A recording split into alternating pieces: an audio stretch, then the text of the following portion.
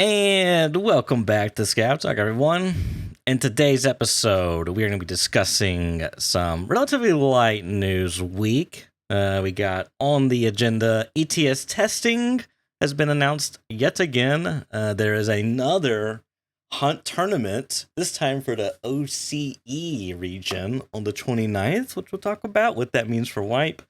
Plus, we got confirmation of the continuation of the weapon cases that spawn a bunch of high tier loot in them that are in the game. And then towards the end, we're just going to kind of just ramble about our musings and what's been happening this week.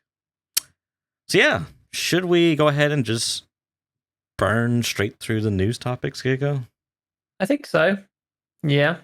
Okay. So we'll start with the old ETS. So recently BSG have decided that it's a good idea, and I think it is a good idea, to basically, put these things into tweets that they are doing these kind of tests, which is kind of cool. And they've said for the past few months, there's been an ongoing testing of upcoming updates on the early test server. This was, in fact, 2 days ago. They said currently the testing of the new matching server system is available, whatever that means. It says we invite all participants who received access to the ETS server to join the testing and leave the feedback on the Discord server, as well as in a special feedback form in the launcher. We thank the players who are actively involved in the testing the upcoming updates. Your participation and feedback allows us to quickly fix bugs discovered during testing and speeds up the release of updates for all other players. Lovely. So we were just discussing very quickly, what does this mean? Testing the new matchmaking server system. We weren't really aware that there was anything new to come, right? Not that's like been explicitly mentioned. I mean, now that I'm thinking about it, I hope, dear God, that it just essentially means faster queue time. Because, like, you know how many careers are made off of BSG's inefficient matchmaking system and loading? I've seen so many ads. I'm just gonna go on a tangent here. I've seen so many ads from Penguin 3Ds that just like, your queue times are long. You do something to make your stream entertaining. I mean, shout out the Penguins for the hustle, but God damn it, the fucking queue times kill me in Tarkov for sure. It's true. It's funny actually, because the queue time is like one of the reasons why Tarkov is actually quite a chill game to stream in the first place. Because when you're creating content and you're live or whatever, then you've got time to just chill and wait and go to the bathroom, like speak with chat. It's not just like 99% uptime with like 1% downtime when you die, like in a lot of games. So it's actually kind of cool. But for the average player, it's really frustrating to have between 3 and 6 minutes sitting around waiting. I think it depends on who you are too. Because like if you're like me, I get really anxious. So then like once I'm just sitting there and it's loading and then I finally then you I'll tab and check. It's like, oh shit, I'm deploying. It's like anxiety's like through the roof. It's like, okay, here we go. You know what I mean? Yeah, and it's like, do you want to watch something in the meanwhile? Like, it's weird. It kind of takes the vibe away, doesn't it? Because it's like you're ready and you're prepared. You're like, right, I'm ready to do it. And then it's like, oh, let me go and watch 5 minutes of some unrelated content or even Tarkov stuff, like or another stream or something, just so I don't feel quite so, especially when you're solo, because you're not just like chatting with your buddies. Then it's fine because it doesn't really matter if you're in the queue. You feel that with games like Dota 2 or whatever. It's like, it doesn't matter if you're in a queue for a while because you're just chatting away anyway. Like, it's no big deal. But yeah, when you're on your own, you're just like, man, like, I'm ready for the raid to start. Like, am I just going to go and like watch someone else so I don't feel so lonely? Am I going to watch something completely separate? Then kind of takes me out of the game. And then I'm like, oh yeah, what was I doing? What were my goals again? Because it's, 7 minutes because some guy's got a wooden PC. So yeah, I don't know. I do hope that we get slightly faster matchmaking. I don't know exactly how this algorithm works. I mean, a lot of the time for me, a lot of it is just like loading and then like waiting for players. Yeah, so, I mean, I'm assuming that there is like no matchmaking, like it's relatively small matchmaking algorithm because there's no like that we know of skill base, level base. I mean, the only thing would probably be there is maybe like some type of like ping matchmaking. I would assume like maybe they try to get people with similar ping on that server, like the lowest ping people for like the best experience, but who knows? It's kind of hard to say. Yeah, I like your supposedly, like right. Not, there's no matchmaking that we know of. Yeah, a little bit of doubt goes a long ways, Yeah, Indeed. Because I know that there's some people who have speculated that when they're with squads, they meet more squads and stuff. But it's like it's purely anecdotal. No one's ever proven Right. anything. No one's ever seen anything that would make people think that there's any kind of preferential bias towards different types of players or different groups or anything like that. So I don't know. Never say never, I think is the general answer to that. So yeah, we'll see. Hopefully it'll be good. I don't know when that's coming. I mean, it's funny, isn't it? That's like, oh, we're testing this thing, and it's just like, where's Unity? Hello, guys. Where's the update, please? We would quite like some more FPS and some of the things that were on the roadmap. Also, we're supposed to be getting this new roadmap at some point. I don't know. Did we talk about that last week? I'm not sure. I think we probably did actually. Yeah, because it was at the end of the patch notes for 13.1. Yeah. So, but we haven't seen that either. So I don't really know. Well, as I said to Giga, we're recording this on a Friday morning here on the East Coast. So knowing our luck and our history, they're probably gonna announce Tarkov TV like 2 minutes after we conclude this episode. Yeah, it's quite fun when stuff gets announced like while we're on, but yeah, when it's just afterwards, you have to wait like a full week. Oh, it's just annoying. But... By the way, I think your stream may have crashed. Giga? Really? Okay, it says it's back for me. I got my little chat box on the side. It could have just been me. I hope it's just you. My chat box is a little... I'm using the third-party Chatterino. Looks like it was just me. Damn you, Chatterino. You've freaked me out. Okay, yeah. All good. Everyone's saying it's fine. Fantastic. Here's me just like sweating. I'm dealing with some... I'll probably talk... Oh my God. I'll probably talk about it later. But like that's like hit me right in the pain point right now because I'm like dealing with some issues. So well, I'll talk about it later on. I'll complain about it because there's all sorts of stuff that I've been looking at recently. But anyway, what were we just talking about? Like I've lost my train of thought now. Matchmaking on ETS. Oh yes. That's where we were. Yeah, and exactly what that's going to be. Well, we'll see. I suppose we'll see. Oh yes, and then we're waiting for an updated roadmap. So I mean, hopefully we do get that soon. I would like to see, like, surely they know what they need, what they want to do. I like how they're like, oh, we're going to release a roadmap soon once we figured out like what in God's name we're actually doing here. Yeah, I mean, if I had to guess, they're probably doing a cutting off list. Like, okay, what's going to be in this patch? Like, what can we like remotely promise with some confidence? I'm assuming. Yeah. Because it's all up in the air now about wipe timing as well, and like no one really knows if there's. It's kind of just like stretched off. I keep getting asked in my stream, and now I'm like, I don't really know anymore. Like I can't even speculate because I imagine that they want everything to be stable, but like so far, so I mean, I guess like what would maybe be useful is just a quick sum up of what I've seen around on the other things that we've had. The netcode update seems to be mostly positive. There's some people complaining about some things, but most of the people that I've seen, and especially most of the content creators who I guess experience it more than other people, I think, saying that the update for the netcode genuinely is really good. I'd say it's like 90% positive for the netcode.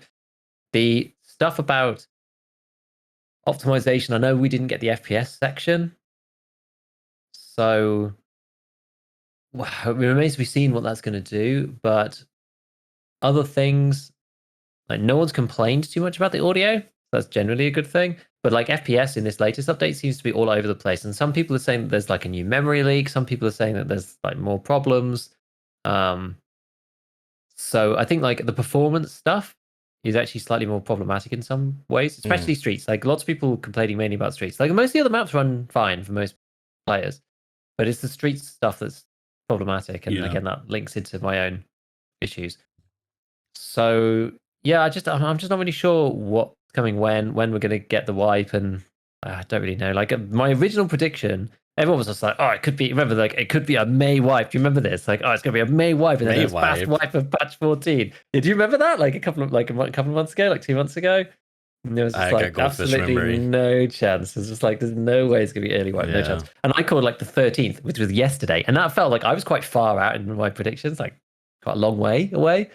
And that would have been yesterday, and that's come and gone. Since then, since the tournaments and all the other stuff, and some of the updates. I ended up updating it to like 18th or the 25th, Unity dependent. So I guess that because Unity didn't come with it, then I guess the 25th. But even that still now feels very, very close. It now feels like an August, like just the pace of the updates, the things that we think need to come in, like the fact that they're testing matchmaking, Unity's nowhere to be seen, and I'm presuming that they want everything to be stable before they actually pull the trigger on the next wipe. So who knows what's coming? Like worst case scenario, it's like Unity needs to come, the matchmaking update needs to come, and this FPS update that was missing off the list, whether that's Unity related or not, I just can't even speculate anymore. So it's very, very hard to know what is going on. But I would say the game like right now is probably in actually a relatively decent state, other than some performance problems, which you can kind of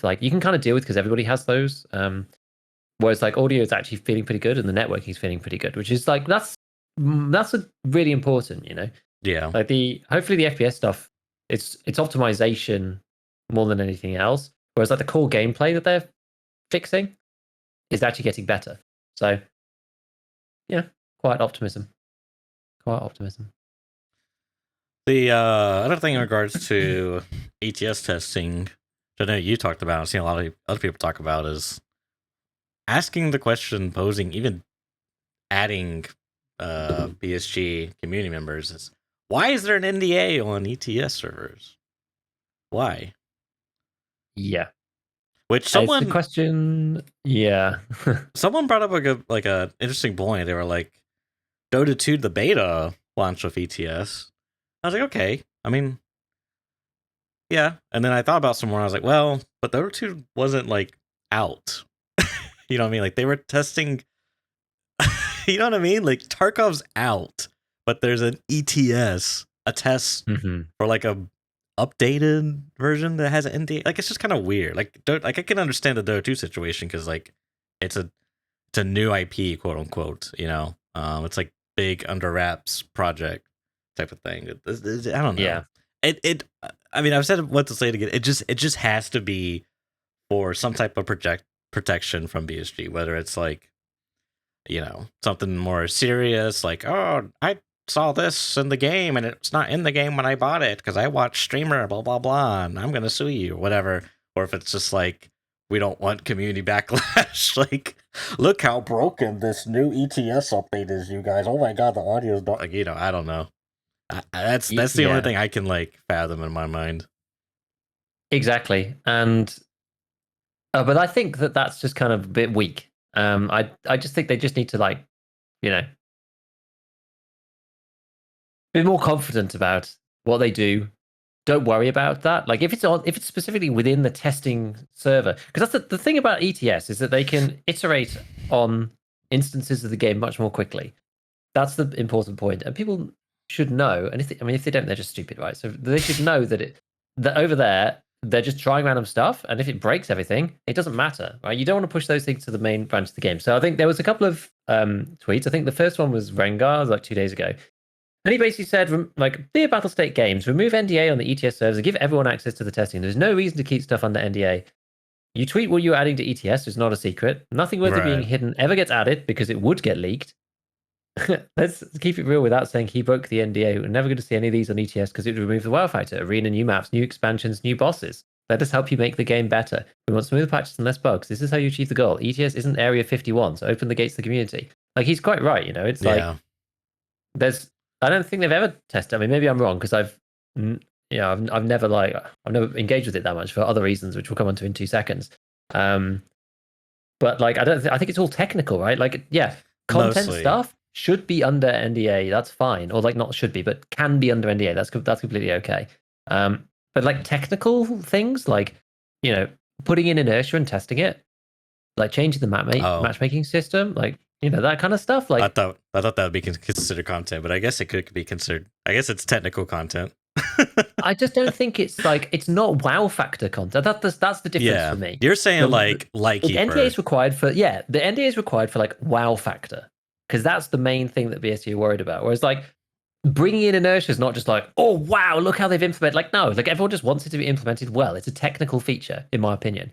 So anyway, so I'd be super surprised if they tested Lightkeeper in ETS. Someone like I wouldn't know, but I'd just be shocked that they would do that because they're already like really high value on this surprise factor. You know, what I mean? Like I can't imagine them wanting to spoil it to ETS players, quote unquote. Yeah, and I don't think that's how it goes. But so like the friendly guy retweeted Vengar's tweet and said, I was going to tweet the same thing. We don't want to play Tarkov on the stream for 8 hours a day, then end the stream, and then play ETS offline in dead lobbies for another 3 hours afterwards. Drop the NDA, let us test and talk with our communities about it during our streams. Right. And I posted something very. I'm not even sure on the timings of these. I don't think I actually necessarily saw all of these posts when I'd made mine. Because I just said more tests for those on ETS. I still firmly believe that relaxing the NDA for technical testing, i.e., non-content, would be incredibly beneficial. And Airing also said, I would like to actually hear why BSG feels it's necessary to have it under NDA. Could you provide any context to the community manager? I don't know that we've ever heard the actual reasoning behind it. So there's lots of people asking about this now. And I just think it's crazy. I know we've talked about this a few times, but I don't know. Sort of, a few people were talking about it, saying like, I still find it's crazy that there's a beta within a beta. Like ETS is quite literally the point of a beta game. And my hot take, which I did post there, but it was like I just said, like the existence of ETS is de facto recognition that Tarkov is actually a released live service game hidden behind the banner of beta, which I think that's my stance. Because people always, and this is another thing actually that I've decided that I'm now fed up with, and I just don't want to stand for discussions about it anymore, which is the Tarkov's not a beta, it's not feature complete with tweaks. It's actually an alpha, technically speaking. Tarkov, I don't think Tarkov falls under the branches of like alpha, beta, like release game. I don't think it doesn't categorize well within those buckets. I'm fed up of those labels. I don't think it actually works within any of those, because it's clearly not an alpha test. It's not really a beta either. Like, is it released? Also, no.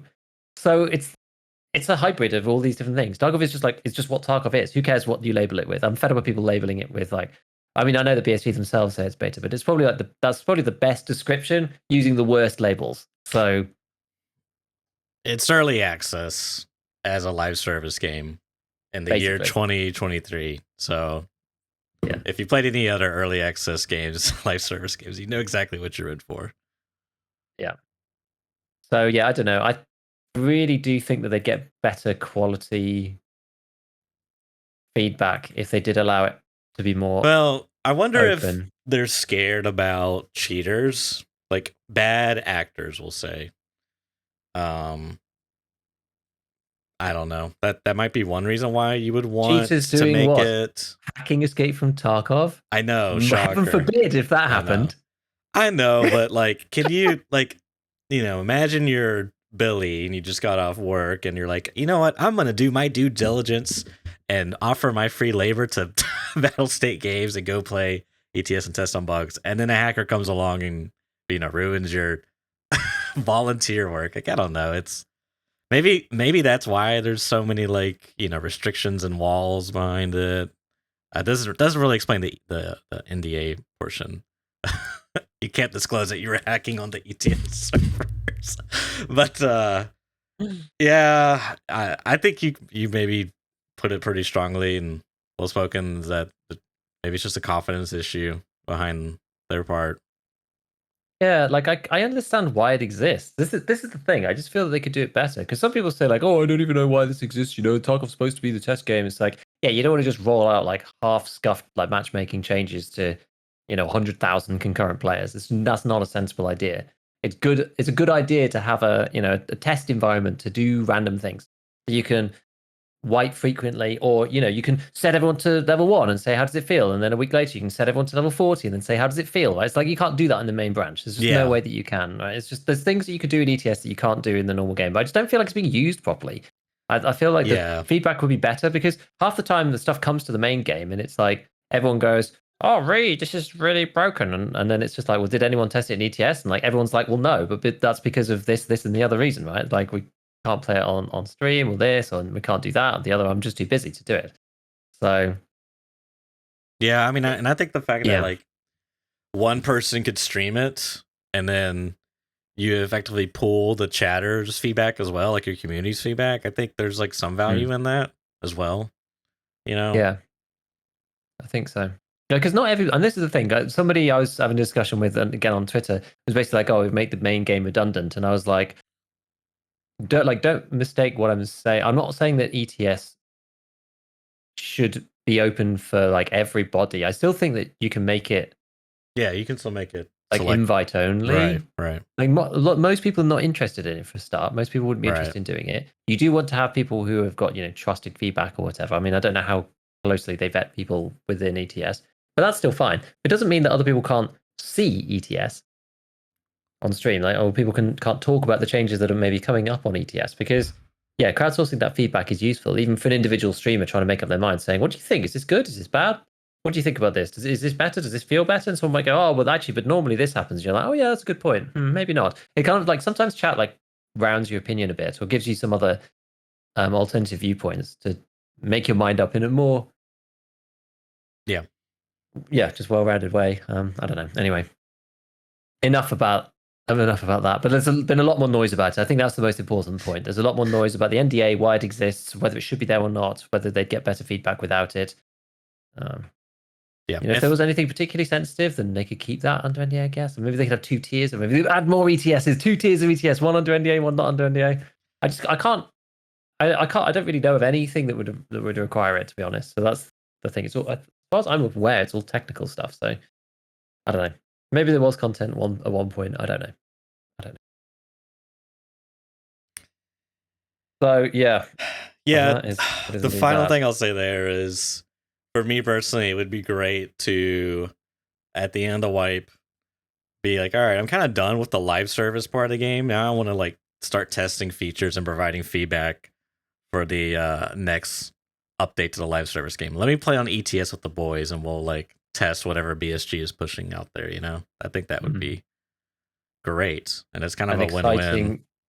An exciting evening of testing the matchmaking with the boys. Well, I'm thinking more feature stuff, like, hey, we're gonna rebalance traders, or hey, we're gonna try the new recoil system, for example, on ETS. Yeah, I mean, if they did that, then that would be kind of cool. But yeah, I don't know. I just feel like most of the stuff is very, very dry technical testing. Yeah, but some of it's really important. I mean, it is important. I don't disagree, but Well, I mean, the 2 that I'm thinking of that I've heard rumors of was Inertia and the first Oculus patch. I mean, you know how big audio is a complaint in Tarkov, so I think a lot of people were eager to test it. And Inertia 2 was like a big contentious topic, so I can see both appealing. Like the matchmaking, not like, I don't know. It'd be something that, like, okay, here's the thing. I could boot it up and try it and see if there's like no difference at all, then I'm gonna never boot it up again. You know what I mean? But if it's like I'm loading in like, longer, then I'm like, okay, BSG, this is a big issue. Or, if I'm loading in short, I'm like, BSG, this is great. Keep doing it. I probably still won't boot up again, but I don't know. Yeah, I don't know. Oh man, but it's good that they keep tweeting out about it. At least it's like one step further along the line of communication and all things good like that. So we'll see what happens. We'll see how it goes. Matchmaking, yeah, it's going to be like the cycle. Don't even play with me like that, Giga. Don't even, dude.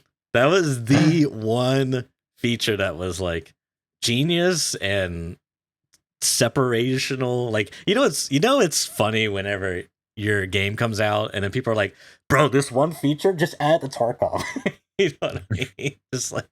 Just rip it. That's it. It's like they don't even want to play the actual game. No, I'm not, like, I am shitting on the cycle, but I'm not actively trying to. But yeah, the game's dead now. Just like ask them for the code, just copy paste it into the game. Easy, just just that one thing, dude. Yeah, exactly. All right. Moving on. Next on the agenda, we got The Hunt is coming up with a new tournament. So there's a tournament tomorrow, Saturday, for the EU region on the 15th that's taking place. And then they recently just announced one for the Oceanic region on the 29th of July. Now, thinking, does this mean Wipe's delayed even further? Well, this is the thing. I don't think it means anything, either which way, because there's been a few people who like. I'm trying to find. Let me see if I can find these. Let me see if I can find these tweets. So there was a tweet. So because Walker's involved with this stuff, and he's one of the guys who was he an emissary before, and now he's actually a community manager at BSG. Oh, I think he actually you're got right. hired by BSG, but he's involved with these. And there was like a bunch of tweets that he replied to, which I thought were quite interesting. This was like yesterday. Someone said, consideration. It's possible BSG is pushing the organizers of these things to buy themselves more time. And he said, nobody's pushing anyone, dude. Like, what are you talking about? Basically, Walker said, like, they can wipe on the day. It would cause us no problems. The tournaments do not influence development in the slightest. The tournaments do not delay wipe at all. I am one of the hosts of the tournament. Uninformed people are blaming us for delaying the wipe when we are not doing anything that would delay the wipe, essentially. Just unfortunate. Yeah. So, I mean, it doesn't tell us anything. I mean, people were making lots of guesses about the tournament that's running right now. They're like, oh, there's not going to be anything until after the 15th. And actually, interestingly, because there were people speculating about this as well. So the community manager I was talking about before was Applesall, because he's the one who normally talks about like EU stuff at least. And he replied to a particular post as well. Because people were saying, so people were saying things like PSG had the NA tourney like just before the netcode changes, and then the EU tournament was after the netcode changes. And no one was really sure what that meant, whether that EU tournament was then run with the new netcode, because I think it was. I'm pretty sure it was. And Daniel Applesall, community manager, he said, I can confirm that NA Amped, which was the first one, was on the 13.0 build, which was prior to the netcode update. So they ran the first tournament on the old netcode. They ran the EU one with the new netcode. And then this new one, who knows? It could be after the wipe. No, who knows? Probably not, but who knows? So I don't think we can read into the tournaments at all. Like, this is something that I had warned about. I still thought, like, when I made my update wipe video, I still was just like, I agree with everybody that the wipe will be longer, but maybe not necessarily for the reasons that everybody thinks. I don't think the tournaments really have anything to do with it. Like, they might, but there's no reason they should. Like, BSG could run like pre-wipe builds for private servers because it's a completely separate thing anyway. There's a completely separate set of characters. So I don't think it necessarily has any bearing on whether the wipe's going to happen or not. Other than maybe like you don't want it on, the first few hours because people are going to be playing the tournament rather than playing the wipe. Like, other than that kind of thing, I don't think it really has that much bearing.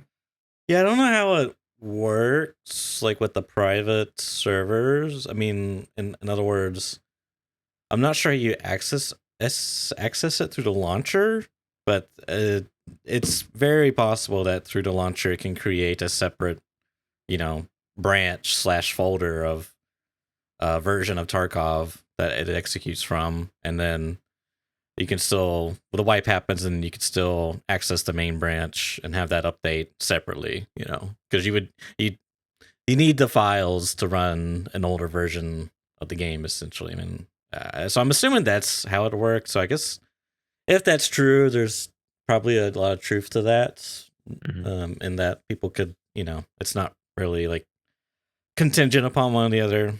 But it is fun to speculate at these things. Yeah, exactly. I didn't know that they were getting a lot of heat, I think, from people just complaining. Yeah, it kind of sucks because people are thirsty for that wipe, dude. Yeah, exactly. Funny. There was like a few other random tweets of Walker made just saying like, we will continue to host events and hold wipe hostage until they have 2,000 followers. It's just like joking about people complaining about it. It's pretty funny. But I mean, it's good. So there was an NA event and then an EU event, and this one is now the one for guys in OCE, which is kind of cool. It's like another 50 to 100, 3 hours on factory, I believe. So that could be kind of fun. Yeah, we've got the EU one tomorrow, which is the original one that was announced. It's nice to have some tournaments. Like a lot of the tournaments are kind of dried up, actually. I'm not 100% sure why that is the case. There just don't seem to have really been that many this wide, but maybe it's because of technical problems, maybe some like ping limit stuff, making things harder. I don't really know, to be fair, but it's good to have some of these tournaments people competing in. It's nice, especially with the new netcode.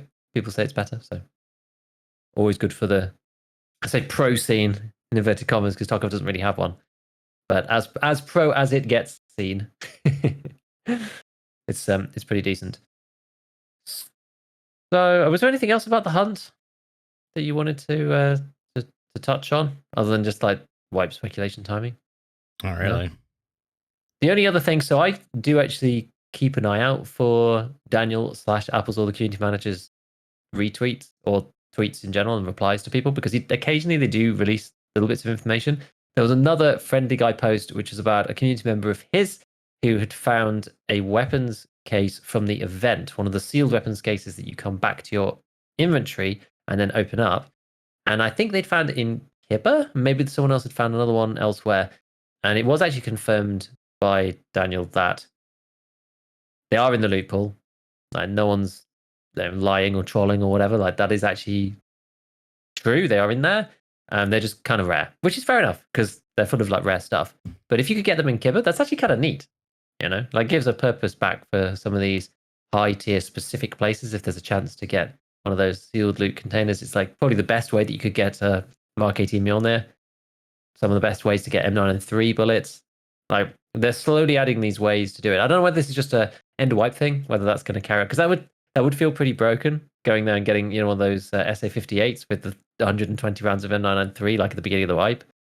So I don't know whether they're going to get rid of them at the beginning, and this is just a continuation of the end events. But broadly speaking, I've always wanted a better way to go and actually find these things if you want to go and do them and go and get them. Because the other alternative is just to go through the normal game, progress, and craft M61, right?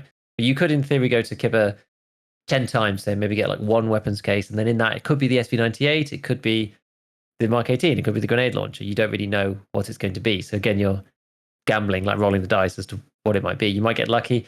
I personally think that the SA58 one is probably one of the best ones because you can buy all the guns really. Like the Mark 18 with its AP ammo is like insane and crazy, but for the most part, just having a huge stack of M993 stops you having to craft M61, and it's probably one of the better ones, even though you probably just go and sell the FAL outright.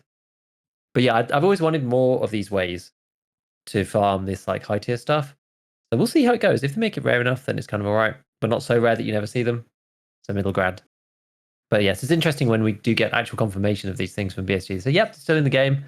They're still there. You can still get the weapons boxes as of now.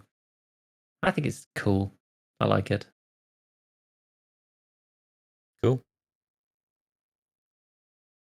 It's good. So I think is that all the news? Is that everything that we've actually had out in the community? Yeah. I believe so. There's not been that much going on. And yeah, everybody is still speculating about wipe and all of that stuff. But at this point, we really have no idea. And it could even be all the way out to August. Who knows? There's really not any indication as to when it's going to be at this point. We don't really have anything else. What we really need is we need this updated roadmap. Yeah. That's the thing that we should be waiting out for. I actually am not sure if the Abdorboss event is still running. It might be, but I haven't really checked because I've been playing hardcore, so I've not really been looking to do that. I think it is. I think the quest still is around. After they removed all of the like damage mitigation stuff from all the stims, and Abdorboss still gives you like 1,000% damage increase. I think that's still around, but hopefully we'll get something different. I don't think many people like that quest really because it's just incredibly difficult to do. Very challenging. I mean, see, I wonder how people are actually doing it versus the number of people that aren't participating, which the people that aren't participating actively make the people that are participating more difficult, more challenging. So there's like a little bit of like a difficulty scaling balance issue, perhaps. Like it's kind of a weird relationship because like if the quest is too difficult, then potentially more people are going to stop doing it, which compounds and makes the quest even more difficult to do, you know? It's kind of weird. Yeah. Yeah, it is strange. I think so. Glorious finished it, and he has. I say, but right. I don't want to take anything away from Glorious, but he has max immunity, which means that you have a 50-50 chance of not getting the negative. So you just pop the thing. It just gives you strength and endurance, and then you run around and have to kill 20 players. Obviously, you still have to go and do the stuff. You have to then not get killed when the stim does activate. I think Axel did it without max immunity. So I think Glorious was maybe the first one to do it. Mm-hmm. So because in some of the raids, like he didn't have the damage increase. And somebody So was what? There's a chance like that you don't get the debuff. Is that max what max immunity gives you like a 50% chance of not taking any debuffs from a stim. Gotcha. And so it makes the event a lot more straightforward. It's still really hard, right? You still have to kill 20 players without dying or something, which is, not easy. The Glorious is still an absolute legend. But obviously completing it without the max immunity is like a whole different ball game. Apparently when he got a debuff, he extracted. So basically you just like go in 50% of the time, you just leave straight away so you don't get hit. I mean, that's fine. Like, you metagame the event to complete it. That's fine. Like, I have no issues with that whatsoever. But as somebody else put it, they were like, no one's taking anything away from like how good Glorious is. He may well have just been able to finish it anyway, right? Even with it. Yeah. But there's a difference between killing 20 players without dying and killing 20 players without getting hit. Yeah. Which is pretty much what the difference is between those two ways, right? And Axel did it basically without getting shot. Like if you get hit because it's 1,000% damage increase, which effectively turns into 10 times, right? So if you take 44 damage, you die with the stim on, which is almost every bullet in the game. You basically have to take a shot with a Golnik, like, or you could take like one Golnik, and that'll do over 300 damage. You have to take like it's just crazy. But actually, would that defeat that one? It depends actually where you get hit as well. Right. Yeah, you'd have to get hit in the arm with a Golnik or leg with a Golnik, and it would just kill you. So everything just kills you basically. It's just nuts. It's just wait, no, that's wrong. That's wrong by a factor of. Oh no, it's 10 times, isn't it? Yeah. Is it 10x? It's 10x. Yeah, that is right. That is right. So anyway, doesn't really matter. I think like a very, very small fraction of the player base actually are going to finish that event, but it's probably the least popular event, I would say, so far, because it's just like it's so unachievable. Yeah, I mean, this is I'm guessing that if everyone was forced an event, like if it wasn't an optional thing, I think it might be a bit more popular, perhaps. I don't know. That's kind of a strong statement, but the reason I say that is because the playing field's a bit more even than like everyone's one tappable. So it's like more reasonable to achieve for the average person. It's effectively as if the event didn't exist in the first place. Like you just changed the game state rules, essentially. You have now 1 HP instead of 400. So now you just metagame that. But now that there's like this weird opt-in, opt-out that they could kind of makes it. I mean, I'm curious, did anyone actively seek to ruin people's event sync? Like, did you go and do some PPSH or, anything like that? I didn't, but I did suggest it because I think Wilders was talking on Twitter about the event, and he was just like, oh, well, never going to do this. And I was just like, I said, the game plan for this event is don't take the stim and run around one-tapping people with the TOS. He was just like, you've saved the event for me. I was just like, yeah, you just have to go underground reserve or factory or whatever and just one-tap dudes, with like horrible guns. It like if I was still playing, it sounds something I would try. That could be fun. It'd be more fun that way than actually trying to do it, I think. That's kind of what I'm thinking. Yeah. So yeah, I think it's still in, but I hope that it swaps out. Like the airdrops event was really good for everybody because that was great for the average player because they could get out with some like juicy stuff without having to do anything crazy. You just like obviously you had to go and lug the thing out of the raid, but you could like wait to the end if you wanted. Like you could farm them fast if you were quick, if you were confident, and if you were experienced. But if you weren't, because there were like 5 in a raid, you could just wait till one of the last ones. And like most people wouldn't be there anymore. You could just go and get them. So that actually allowed the average player to then like gear up and get stuff like way beyond what they usually would. Like you say, if you're like level 2, 3 traders and you're picking up these airdrops, they give you like crazy ammo. It's mainly the ammo, and give you awesome stuff to be able to fight other people with. And even for the more experienced guys, it's just like, oh, I don't have to now craft this in the hideout, and just a nice boost. Whereas this event probably was the worst one so far, I think, just in terms of like most people just shrugged. It's like, at best I'm just going to one tap the Chad. I wonder if this is more like if in BSG's defense, if they engineered it so that way it was more geared to like a very particular type of player. dare I say the S word, streamers, for all you who are wondering. Like, S word? What the?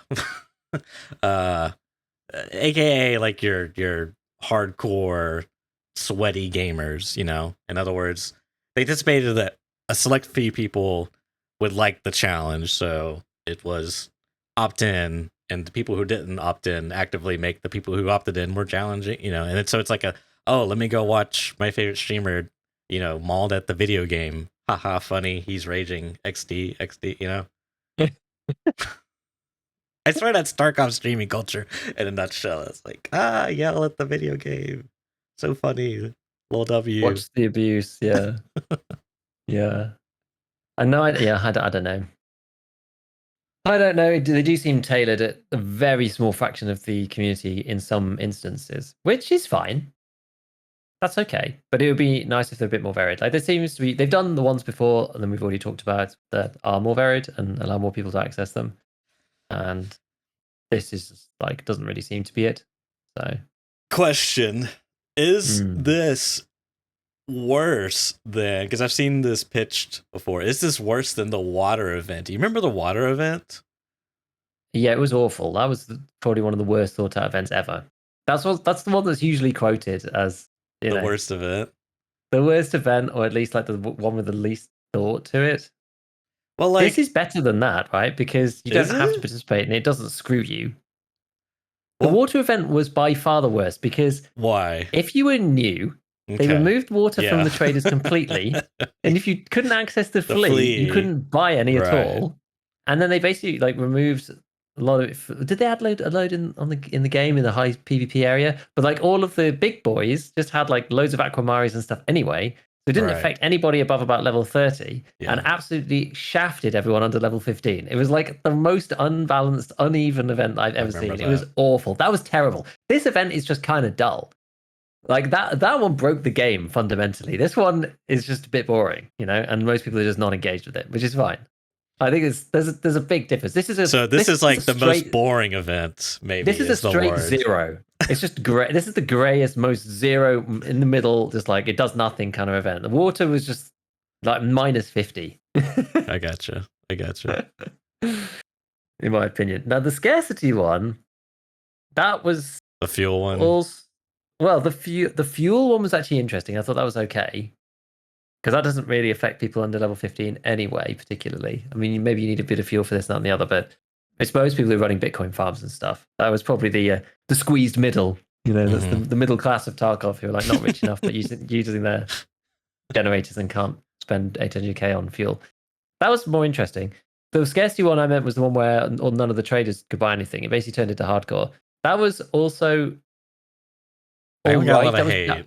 That was better than the water one, but that drove a ton of people out of the game. That was the same one as the Lightkeeper. That was the Lightkeeper. What do you call it? Extortion one. And I thought that was interesting, but again, it was too skewed to the bottom end, whereas it hurt the new players too much.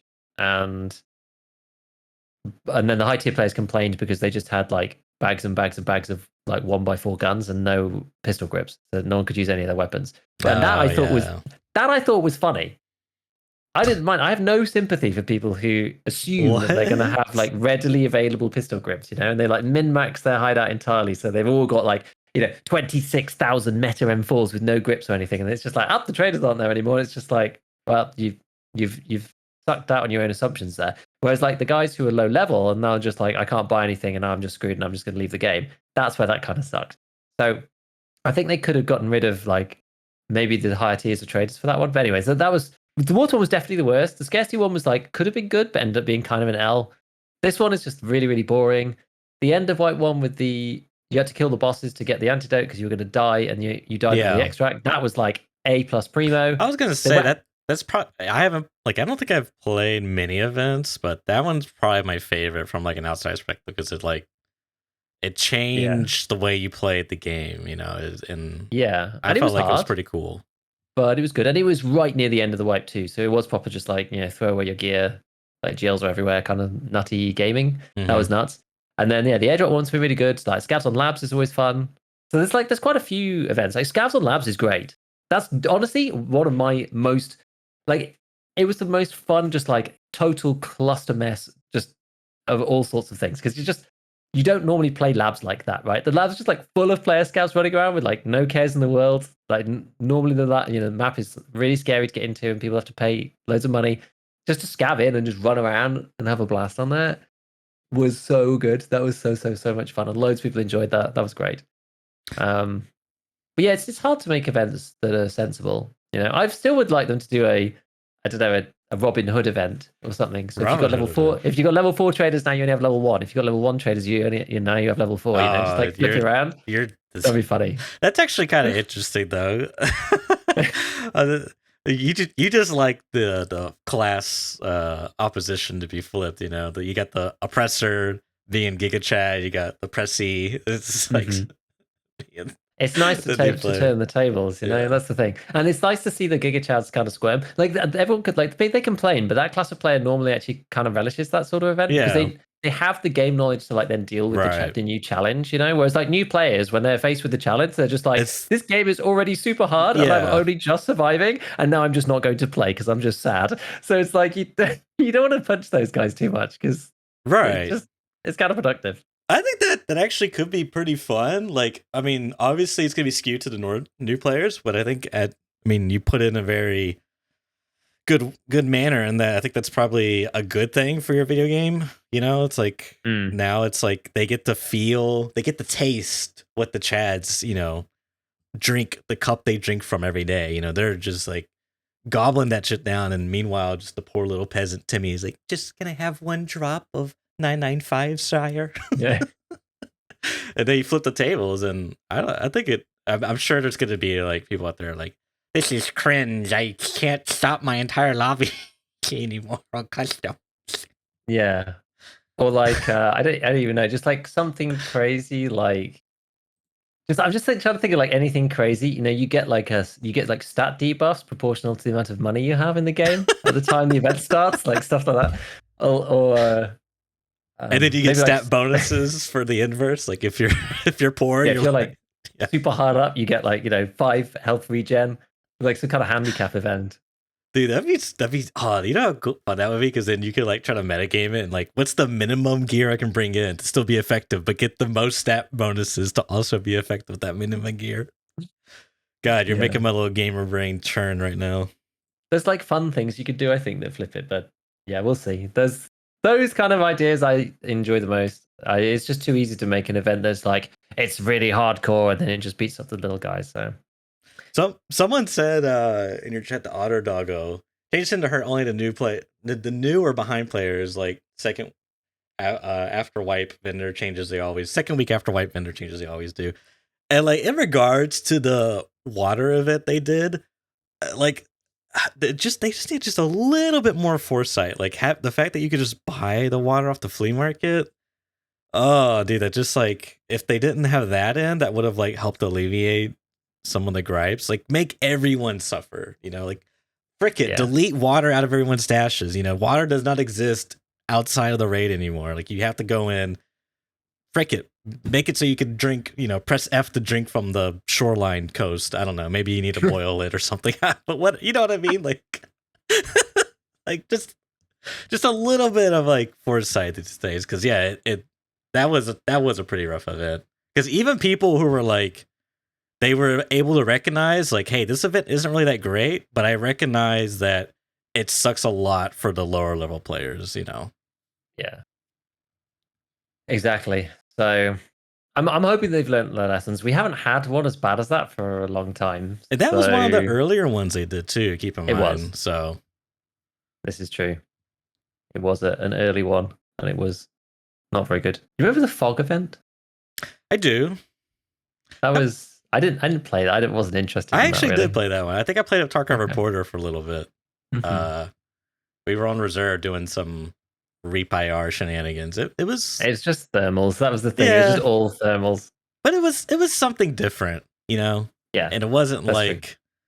I guess it still kind of sucks for the, low level players who are getting thermaled, but I mean, that's when it's just like, I don't know. There's got to be something you can do there. This is why, like, I think the toxin event kind of worked because like you had one clear goal and you didn't have to like yeah, if you don't have as much gear, it's still difficult. But like you could like reasonably kill the boss, get the thing, and like win. You know, I thought you could kill someone else that had it and popped it. I think it's kind of neat. I and like normal that scavs had it too. It wasn't just the bosses. You could go and really? farm the Okay. normal scavs as well. So it wasn't 100%, but they did have them sometimes. It was like That's 1 right. I in 4 remember or that. something. So yeah, it was cool. No, I don't know. Yeah, it's definitely gotten better, for sure. But yeah, this latest one is a bit dull. That's all I will say. At some point, I was going to transition into talking about hardcore, but I can't remember where that was. There was a really neat segue at one point, but we went off so much on tangent about events that I ended up just losing it. But Don't you hate that? yeah, I mean, I've been carrying on with the hardcore, which has been interesting. It's been kind of better. Like when the events were on, it was actually kind of crazy. That is actually the reason why I ended up getting like super Gucci geared, because somebody had like all the stuff from all the bosses who I ratted out in D2 with an MP5, and that was like my original come up. But yeah, since then we played like quite a bit more of the hardcore game mode. It's been an interesting journey so far. It's like it makes you think about the game a bit differently as well, but also some of the downsides of like hardcore itself and some things that are maybe a bit unbalanced about the game mode, just kind of by necessity, right? It's just like the way that the game is structured. There's certain weapons that you can't really use because you're just never going to get the ammo. Like I picked up one of those 357 revolvers, and it's like I don't ever find the ammo for that ever. Like not ever. It's just so rare in the loot pool that I'm not even going to keep it, which is one thing. And then obviously like 9x18 and 545 guns are like there's just bullets for that all over the place. Yeah. But the thing that we started taking some beatings a little bit and lost like a lot of the good kit, which is sad. And I think maybe I started playing a bit more aggressively as well, because it's like, once you've got into it a little bit, you're like, yeah, we can win this fight, and you kind of start going back to normal a little bit, especially if you're using meta kits from other people, and then you die, and then you're just like, oh damn, like that's actually just gone now, like I can't replace it. And I was still getting into the mindset, I think, of hardcore, but I ended up drawing up a little list. And one thing that hardcore has done, which I kind of didn't really think about beforehand, is that obviously the barters are extremely, extremely, extremely important, because they're the only thing that you can actually do and kind of tailor what you get based upon the things that you bring out, because you can't use money to buy anything. You can use the barters from the traders. So you're very tied to what those barters actually are. And the biggest problem that I've had is headsets. Headsets, honestly, are the biggest problem for a hardcore run, in my opinion, unless you're killing players all over the place, which like I certainly am not. I think I had my 5th player kill yesterday. But most scavs just aren't wearing headsets, it seems. Maybe I think I've also got a little bit unlucky. I've had a few different headsets here and there, but I just I would say 75% of my raids I've not had a headset on. It makes it extremely difficult, even against scavs, because you just hear them from so much further away now, especially with the audio changes. And there's only one barter for headsets at Prapor level 1, or at level 1 traders in general, actually. Which I think it's Prapor. It's 1 paper for a GSSH. Oh. But paper is actually pretty rare. Yeah. Like you don't see it that often, and there's a reason why it's like 40k on the flea, because it's just not an item that spawns that much. Yeah, so it's used for the water filter bar craft, and it's also used for the Intel docks craft. That's right. But that one's really long, so that one shouldn't necessarily have. It's not like people can churn that, so that shouldn't have a huge impact. But the water filter one is a bit shorter. But even still, if there were loads of them, then it would be cheap anyway. Something like power cords are really cheap. In the wires craft always makes sense. It always makes money because wires are expensive and power cords are always cheaper, like almost always. But paper's kind of expensive, and so that gives you like an implication for its rarity in some ways. And yeah, I mean, I've not really found any. So it's really tough. Like most of the time, there's multiple ways of getting the other things. Like at one point, because I just wasn't focusing on it, I was really struggling for like basically bags and rigs and armor. And that was tough. And it was just like, man, I'm gonna have to like, do I want to take this gun in if I'm not wearing any armor? Like I'm gonna get buckshotted by a scav and die in one shot?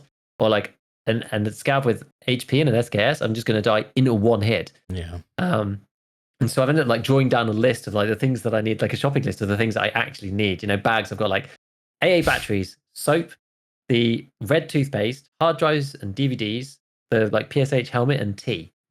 If you get any of those items, you can buy a bag with them in some form. The armor is like, you know, the half masks, propane, horses and pom-pom hats and max energies, and that will get you an armor of some sort. It's like, you know, either between a packer, the class 3 steel one, yada yada. And then rigs, it's like, well, the slickers you can turn in for a scab vest, which is better than nothing. And because it makes it really hard if you don't have a rig.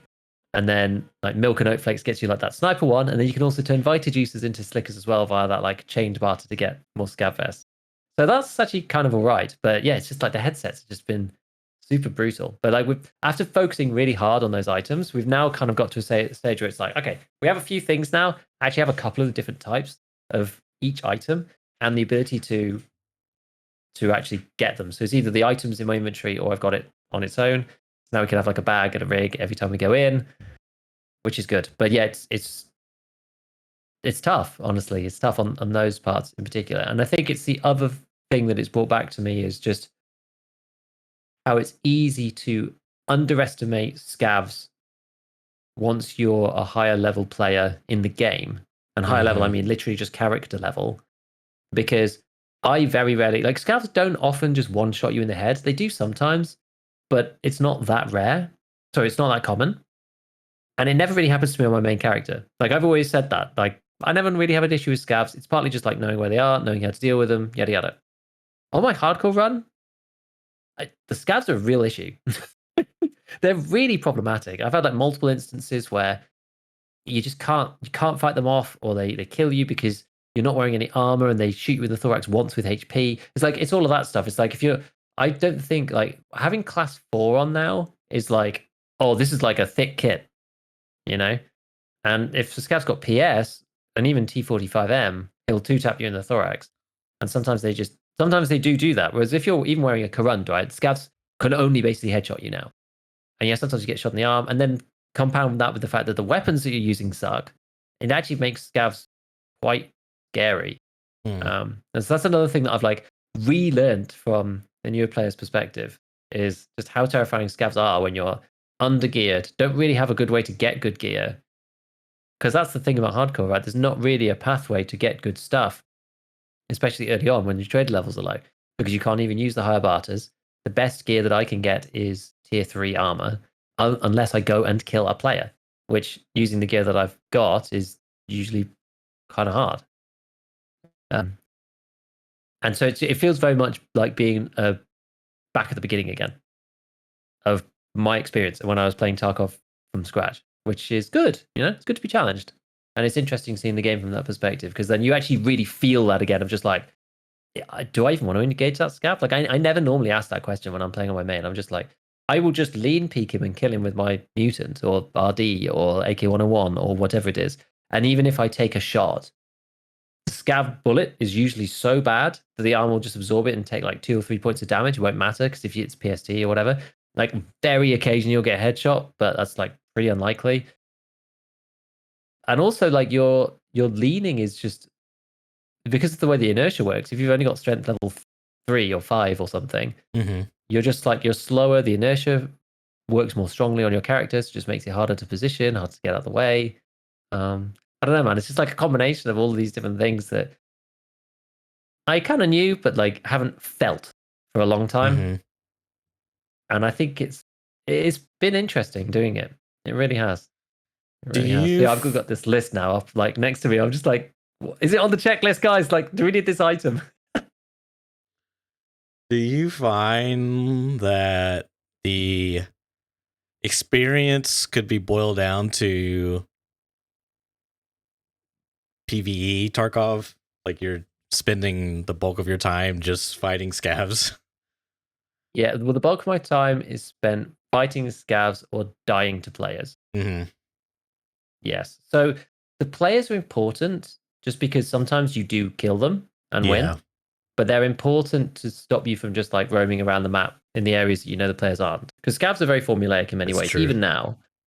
And they are more canny than they used to be. You know, they will like run behind cover and then like lean peek out and shoot at you and stuff. So they can be a bit of a pain. But yeah, the PMCs are there just to catch you out sometimes. You know, people are in unexpected places. I had a really sad one. So we were on streets and we killed a guy. We surprised him and he was on a loot run through the post office buildings upstairs, I imagine, or I think he was in the upstairs section. And we surprised him. He was like just kind of stood outside of the front door in a relatively quiet area, and we like SKS'd him, like basic SKS, and just killed him with T45. He was wearing a class 4. I think we headshot him anyway, but he had an SVD that was like completely kitted out, a really crappy ceramic armor on, and a bag full of stuff. And we got out with all of these things, and we went to woods to try and like finish this annoying woods quest I've got. Like kill one more scab without any armor. Actually, very difficult when you don't have any scopes.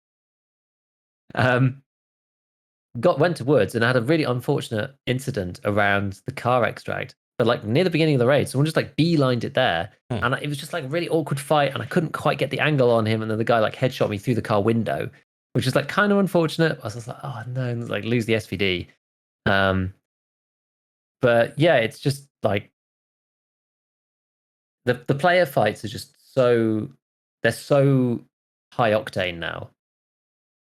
Like you get proper adrenaline rush again because it's like, oh my god, I've actually got to fight this guy, and if I lose, then you know, if especially if you've got good stuff, you're just like, I really want to win this fight. You know, I really want his kit.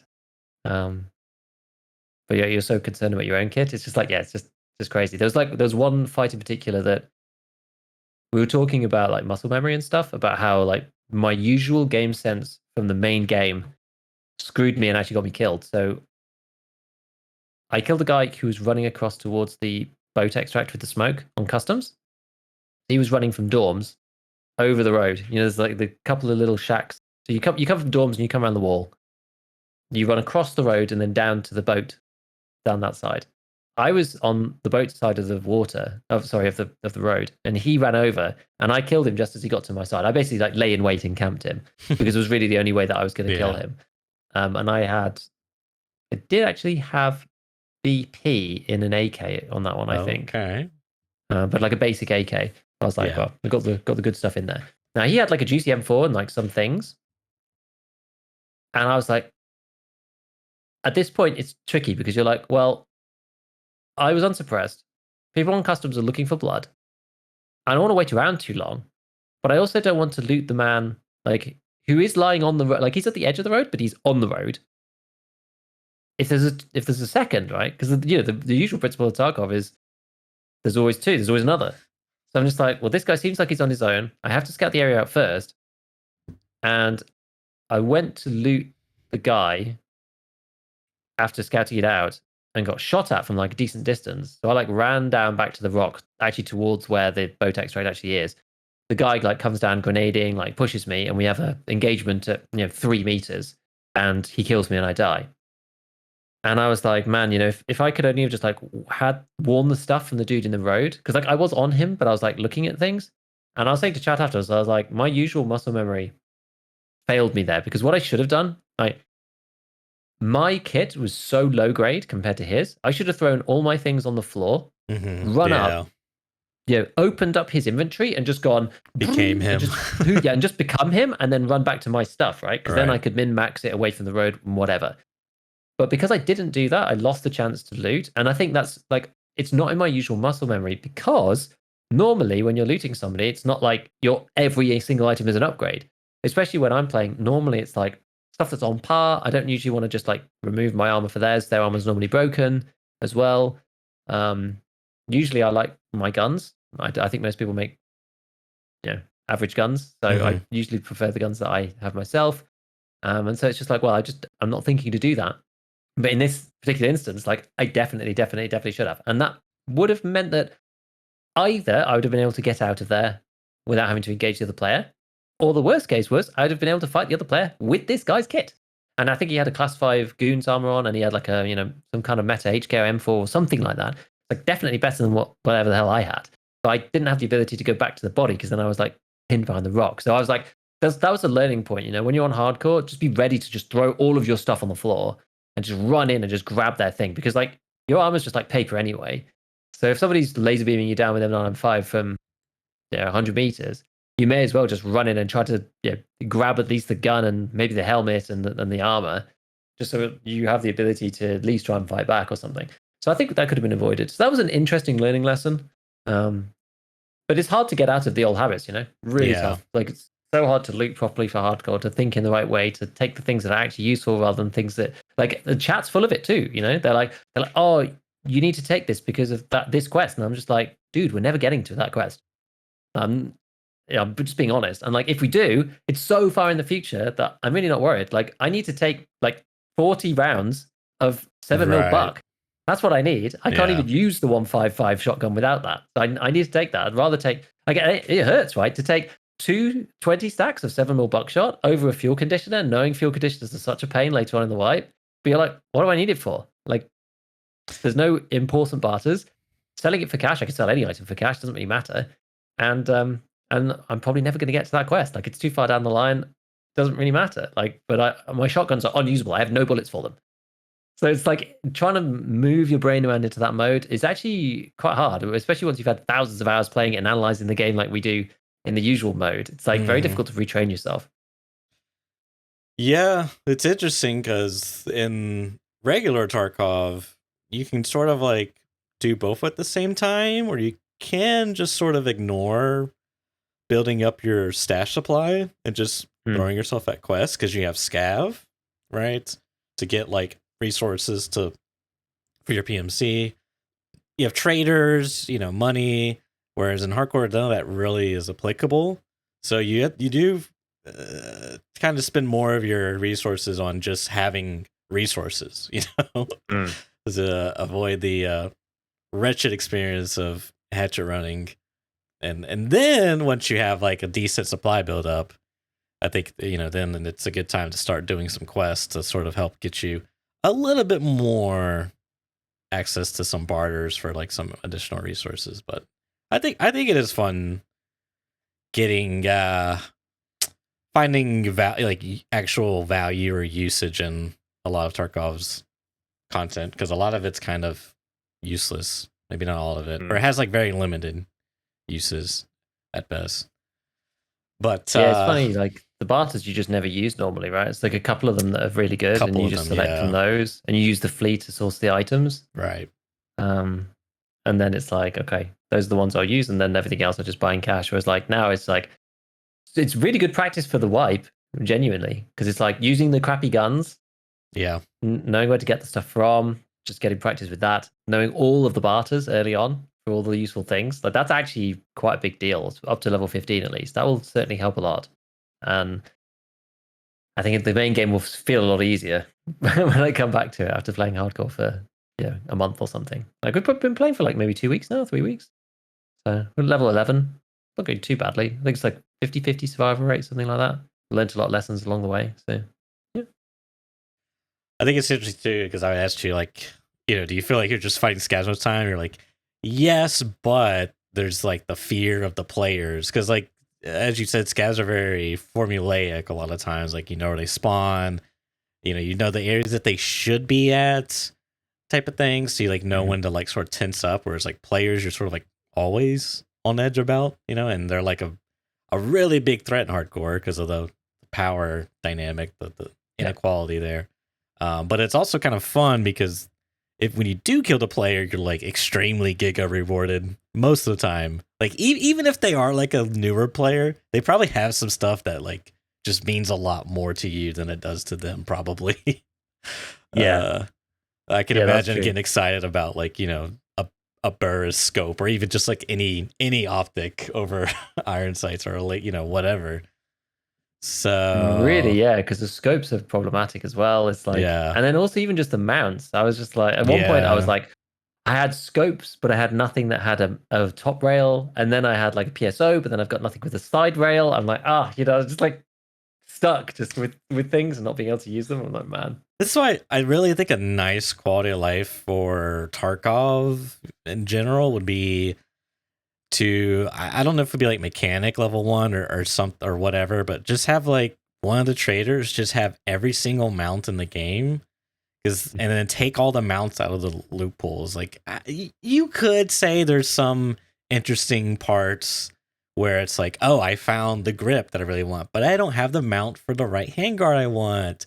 Oh no. And then you find the grip or the right mounts for it. And it's like, Exodia has been assembled, like, I guess, sure. But I just, make the experience a little bit more, less tedious or more consistent. I just rather would find the grip I need. And then it's like, yay, now I can like use the upgrade, with the mount and stuff. I like that a lot more. I think those kind of things are okay for stuff like, meta things or whatever. Like we talked about this before a little bit, things like the Mark 18, maybe you find it in pieces, or like, the meta, the Troy handguard and the rail come separately. Who knows, but for the most part, I think they just should all just be there, right? They're like utility things. There's no like, oh, wow, I finally found my M-Lock 4.1 inch, that's not really how it works. So yeah, I kind of agree with you on that. Yeah. The one final thing I was going to say, I was going to pose like, well, Giga, you're basically fighting scavs. Why not just play Tarkov SP at this point? You can get the similar thing, which I'm waiting for it to update to the latest branch. They may hold off. I don't really know. Sometimes I think they do this when it gets close to the end of wipe and stuff. But if it does get updated, I want to try the Tarkov realism mod again, because it's been consistently getting updated to my surprise, and there's just tons and tons of new features. Like, oh dude, they had scavs, so they have like a whole high ready, low ready system, and it's super intricate. Like I can't even begin to like understand it really. Like the best you can do is read every single change log and then try to like assemble a generic rule set of the game. But that's crazy. They have scavs now have like an idle stance where they have their guns in low ready. I was like, dude, that's so cool, man. But when they're like alert, then they have their guns in like high ready stance. Like, oh, dude, that's so cool. I love that little detail. I love. So, yeah, I might do that for a bit, just at the bare minimum, just to play with the new mechanics and whatnot. It does sound kind of cool. Like, I wish some of those things would come to the main game. I really do. Dude, you know what else they got is advanced hit zones. They have I was like really impressed. Like, damn, can't believe they did this. But they have like, so armor has its own, like as BSG describes, it's like if you hit him like in the neck and there's nothing there, it counts as a chest hitbox. And then like the killer rig, it has like class 2 neck or whatever the equivalent. And then it's like, dude, this is, and they got like a heart hitbox. So if you hit him in the heart, it's just like boom, you're dead. Wow. Spine hitbox where it does like it's a multiplier damage. It's like really impressive stuff. Like the guy, frick, what's his name? Oh man, Fortain, I think. I might be saying it wrong, but kudos to him, man, because he's kind of a genius with his ideas and his ability to implement some of this stuff. Yeah, it is insane. This is the thing. I love the ingenuity of the modding community. I just wish that energy could be harnessed. I've said it before. Yeah. Which maybe reminds some amazing me, things and love the game. So reminds me, I need to show you the recoil on that mod in particular and see what you think. Oh yeah. I mean, yes, we do need to set some time to do it. Experiencing it may not be the same as looking at it, but I imagine it would be interesting. And the modding system, that I know you're gonna love that. You're gonna nerd out about that. Yeah, with the weight. Is that the one with the weight and the balance and stuff? So I like he said he rewrote the recoil yet again, so I'm curious to see what that looks like.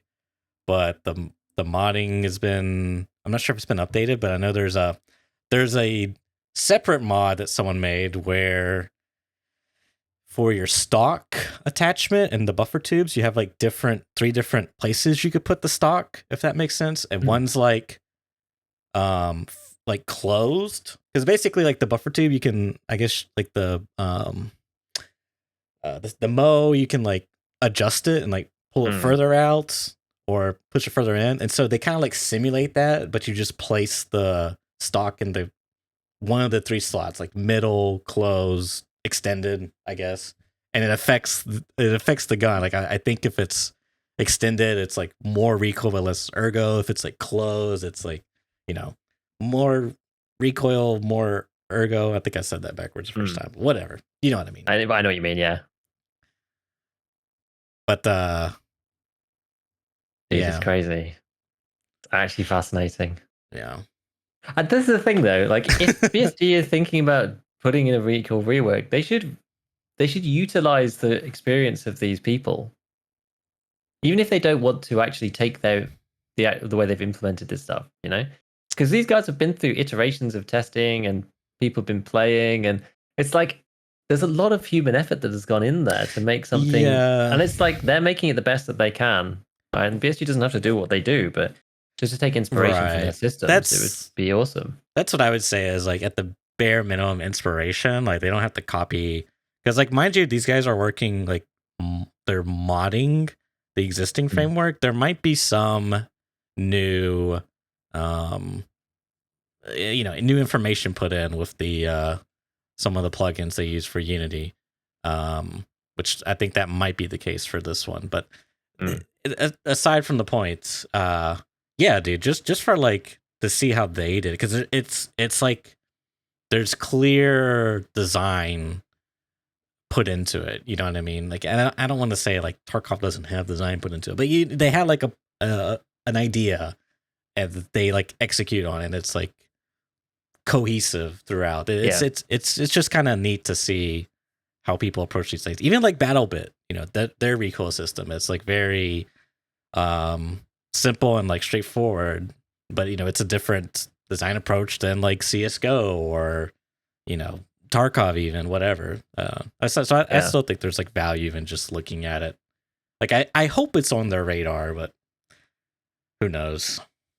Yeah, we'll see. I mean, I would guess not based on their stance, but you never know. You never know what's happening in the background. Yeah, so I've been spending quite a bit of time these last couple of days looking at like graphic settings and stuff. I've spent quite a lot of time. So there's two separate sets of things that I've been looking at. The first one is the stream itself, and the second one is Tarkov related. And the two things kind of go hand in hand, because I've been having some issues, especially with Streets, and it seems that Streets, it seems to be much worse this wipe as well. And like, I don't think everything was set up perfectly before, but now it's like really bad, and it's kind of putting me off playing Streets on stream. And it only happens on Streets, doesn't happen on any other map. Basically, if I load in on Streets while I'm streaming, my GPU usage on my 3070 leaps to 100% and just gets stuck there. And usually what happens is OBS goes like, it took too long to render the frames and kicks all the streams out. I then have to stop recording, and then I have to restart everything, and then it'll rejoin again. And once I do that, the GPU usage goes from 100. As soon as it kicks out everything, it drops down to 50, and then I restart streaming, and it's all fine. Completely normal. Just stays about there. Still, like 50, 60.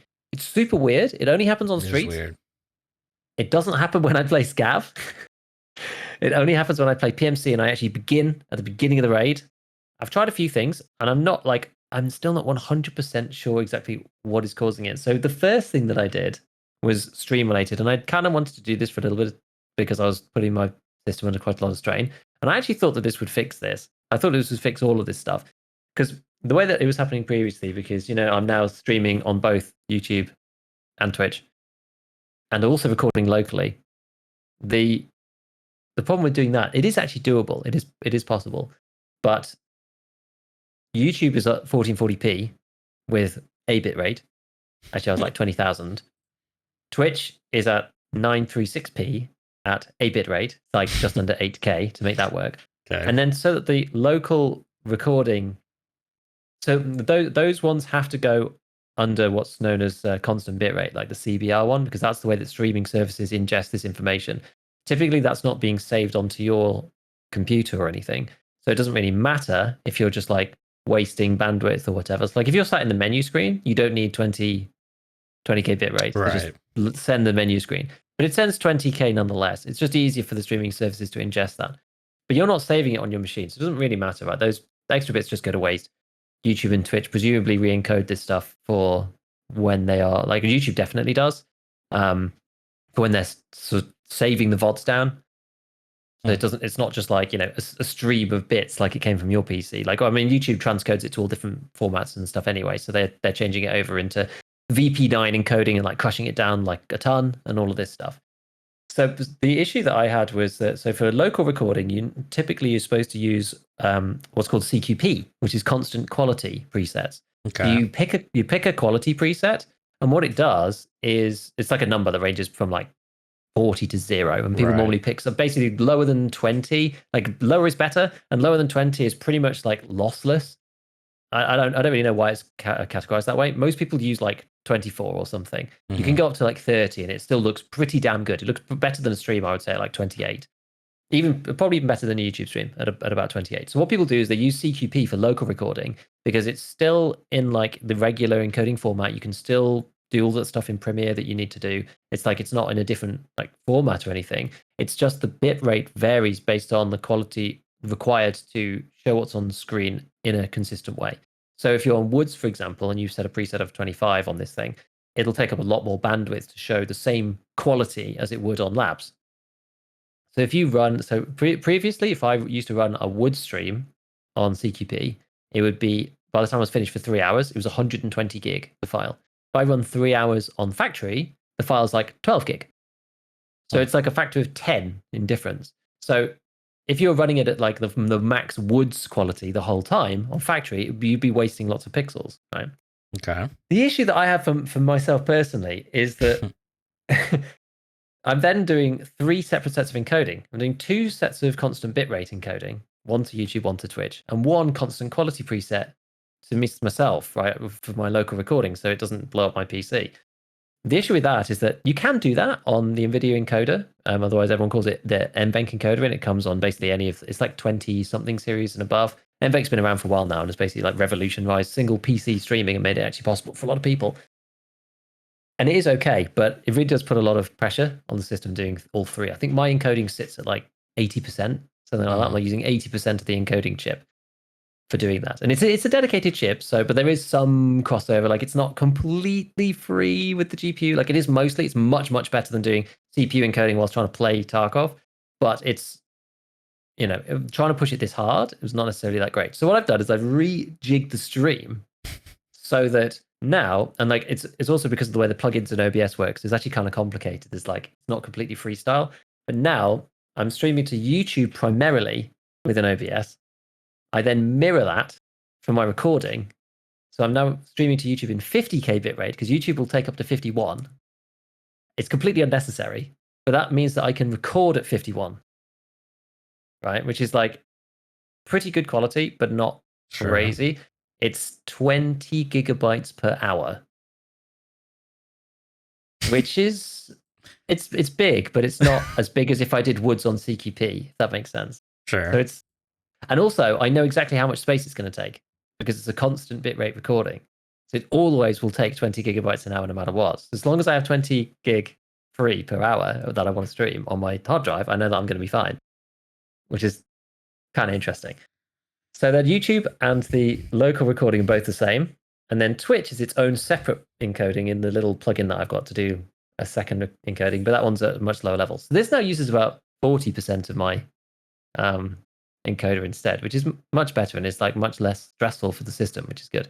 I thought that this was going to be the issue and that this was going to fix it. Unfortunately, this doesn't fix my problem on the streets. It's more efficient, and I'm glad I've done it, but it doesn't fix everything, which is kind of unfortunate.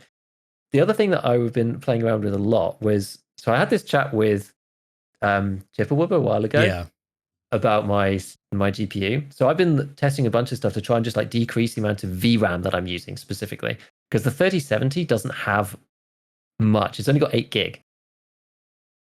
And apparently Streets can go completely crazy. If you put the textures, so there seems to be 2 things that help with VRAM. One is the texture quality, and the other one is MIP streaming. If you put textures on like medium, you'll be out the top of the 8 gig of VRAM.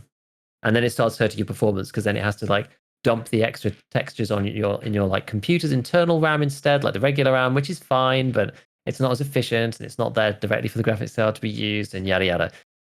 So having textures on low, like some people are like, oh, I don't like the way it looks, and it's like I didn't either when I first did it, but you actually get used to it really fast. It doesn't really matter that much. I think it's actually okay. And the other one was MIP streaming. So I've had MIP streaming on for a little bit, and I've been playing around with that. And between the two of them, I can get streets to actually fit into like 6.9 gig out of 8. So I actually have a little bit of headroom. And this has actually helped loads for performance, which has been, it's actually been decent. Like it's made the streets run okay, except for this like first initial piece.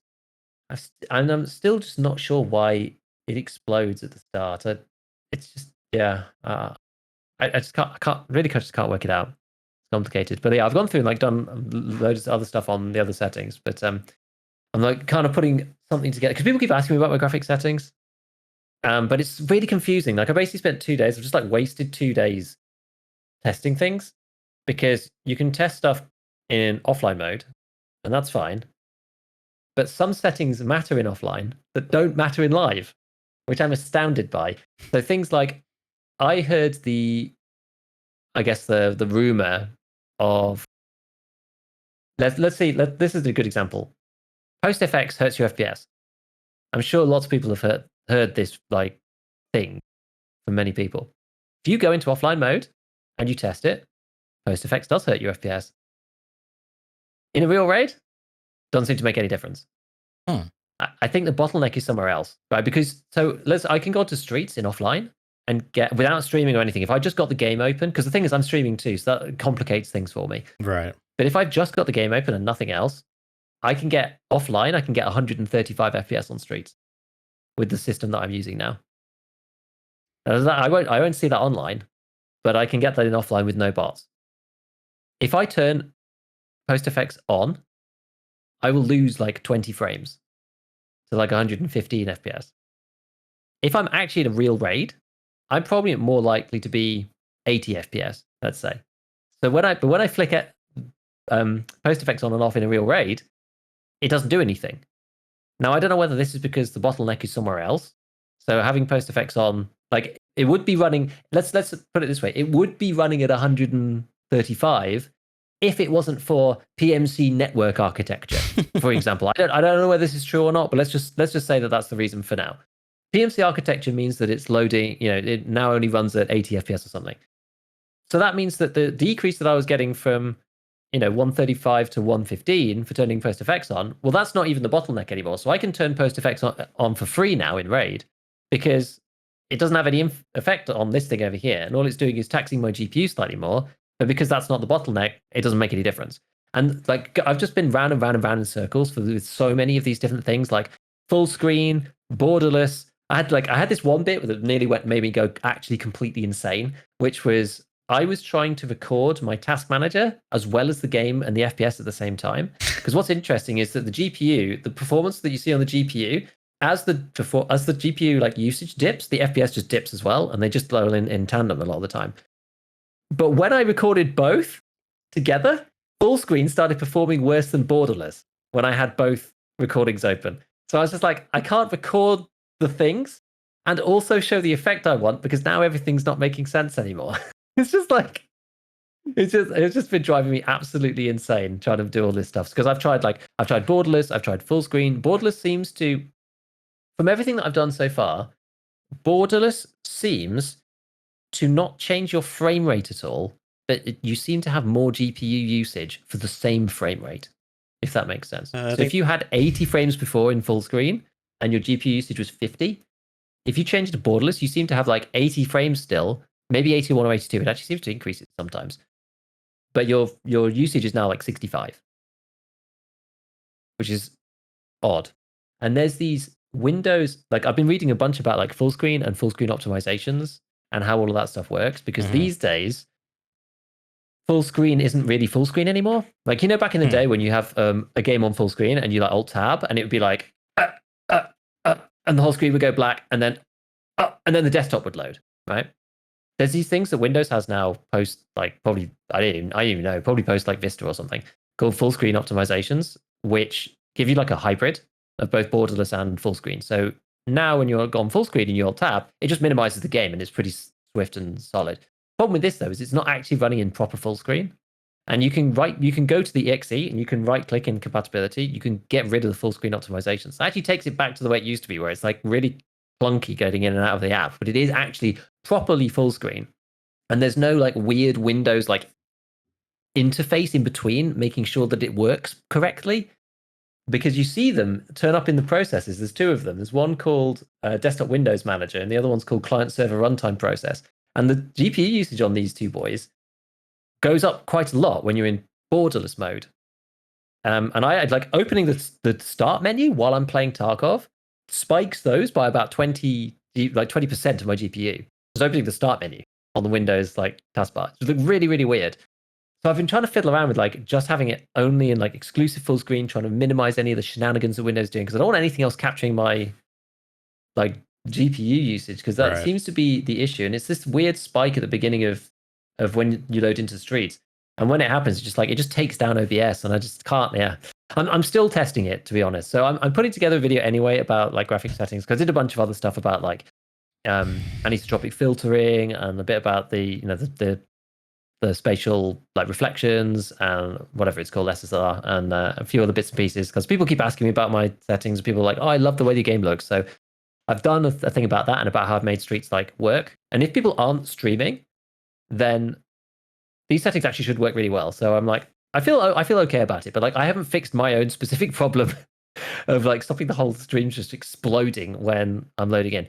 To add insult to injury, because I wanted to have good mic quality, I'm using the NVIDIA broadcast microphone filter as well, which is one of the best microphone anti-noise filters that I've seen so far. I can run an aircon unit in the room and you can't hear it 90% of the time. So sometimes it fails a little bit, but it's pretty damn good, honestly. It's way better than any of the other noise filtering that I've ever used. Problem with that is that it uses AI. And where does AI run? On the freaking GPU. So it takes even more GPU usage. And so when my OBS goes crazy at the beginning of a raid, the mic dies because it can't process the AI anymore for doing the noise filtering. And so the mic there's no sound at all. Which is, yeah, it's really annoying. So it could be like one of many different things. Like when it was blowing up yesterday, I actually had I'd taken the full screen optimizations off of Tarkov because I was like, it doesn't seem to make any difference. And then I had like all these issues. There's another thing called what's it called? Hardware accelerated GPU scheduling. When I had that on, this is another random like Windows setting. When I had that on, it actually gave me like 10 to 15 frames in EFT. But when I have it on and I have OBS open, the screen flickers every 15 seconds. And then I'm playing Tarkov and then I get a Unity crash. And it just doesn't work on my PC. And I think a lot of people have said that's a Windows 10 thing. If you're on Windows 11, that's not a problem. But it's like the whole thing's a minefield, right? It's like all of these different settings that you may want or may not want on. Windows fiddling around with full screen on its own. Tarkov being inconsistent by itself. The fact that it's impossible to test. Like you have to be in a live raid, and then you don't know how many PMCs there are. You don't know how many scavs there are. You don't know if there's bosses. Like it's just everything's so inconsistent. There's no like set test environment you can actually use to just work it out and like make it make sense. Like as I said before, at the start of the stream, we were like, right, I'm testing out this new setup. Testing this new system. Let's go and do a scav raid to make sure everything's okay. Loaded to the scav raid, absolutely fine. No problems whatsoever. No weird spikes. The GPU was just sat there at 50, 60, just the whole time. Get into the game, 90 FPS, all is good. Loaded for a PMC raid, all hell breaks loose. The whole stream collapses. Everything gets taken down. I have to like Control Shift Escape, like delete OBS, open it back up again, restart all the streams. It's like, why? It only happens on the streets. It's so annoying.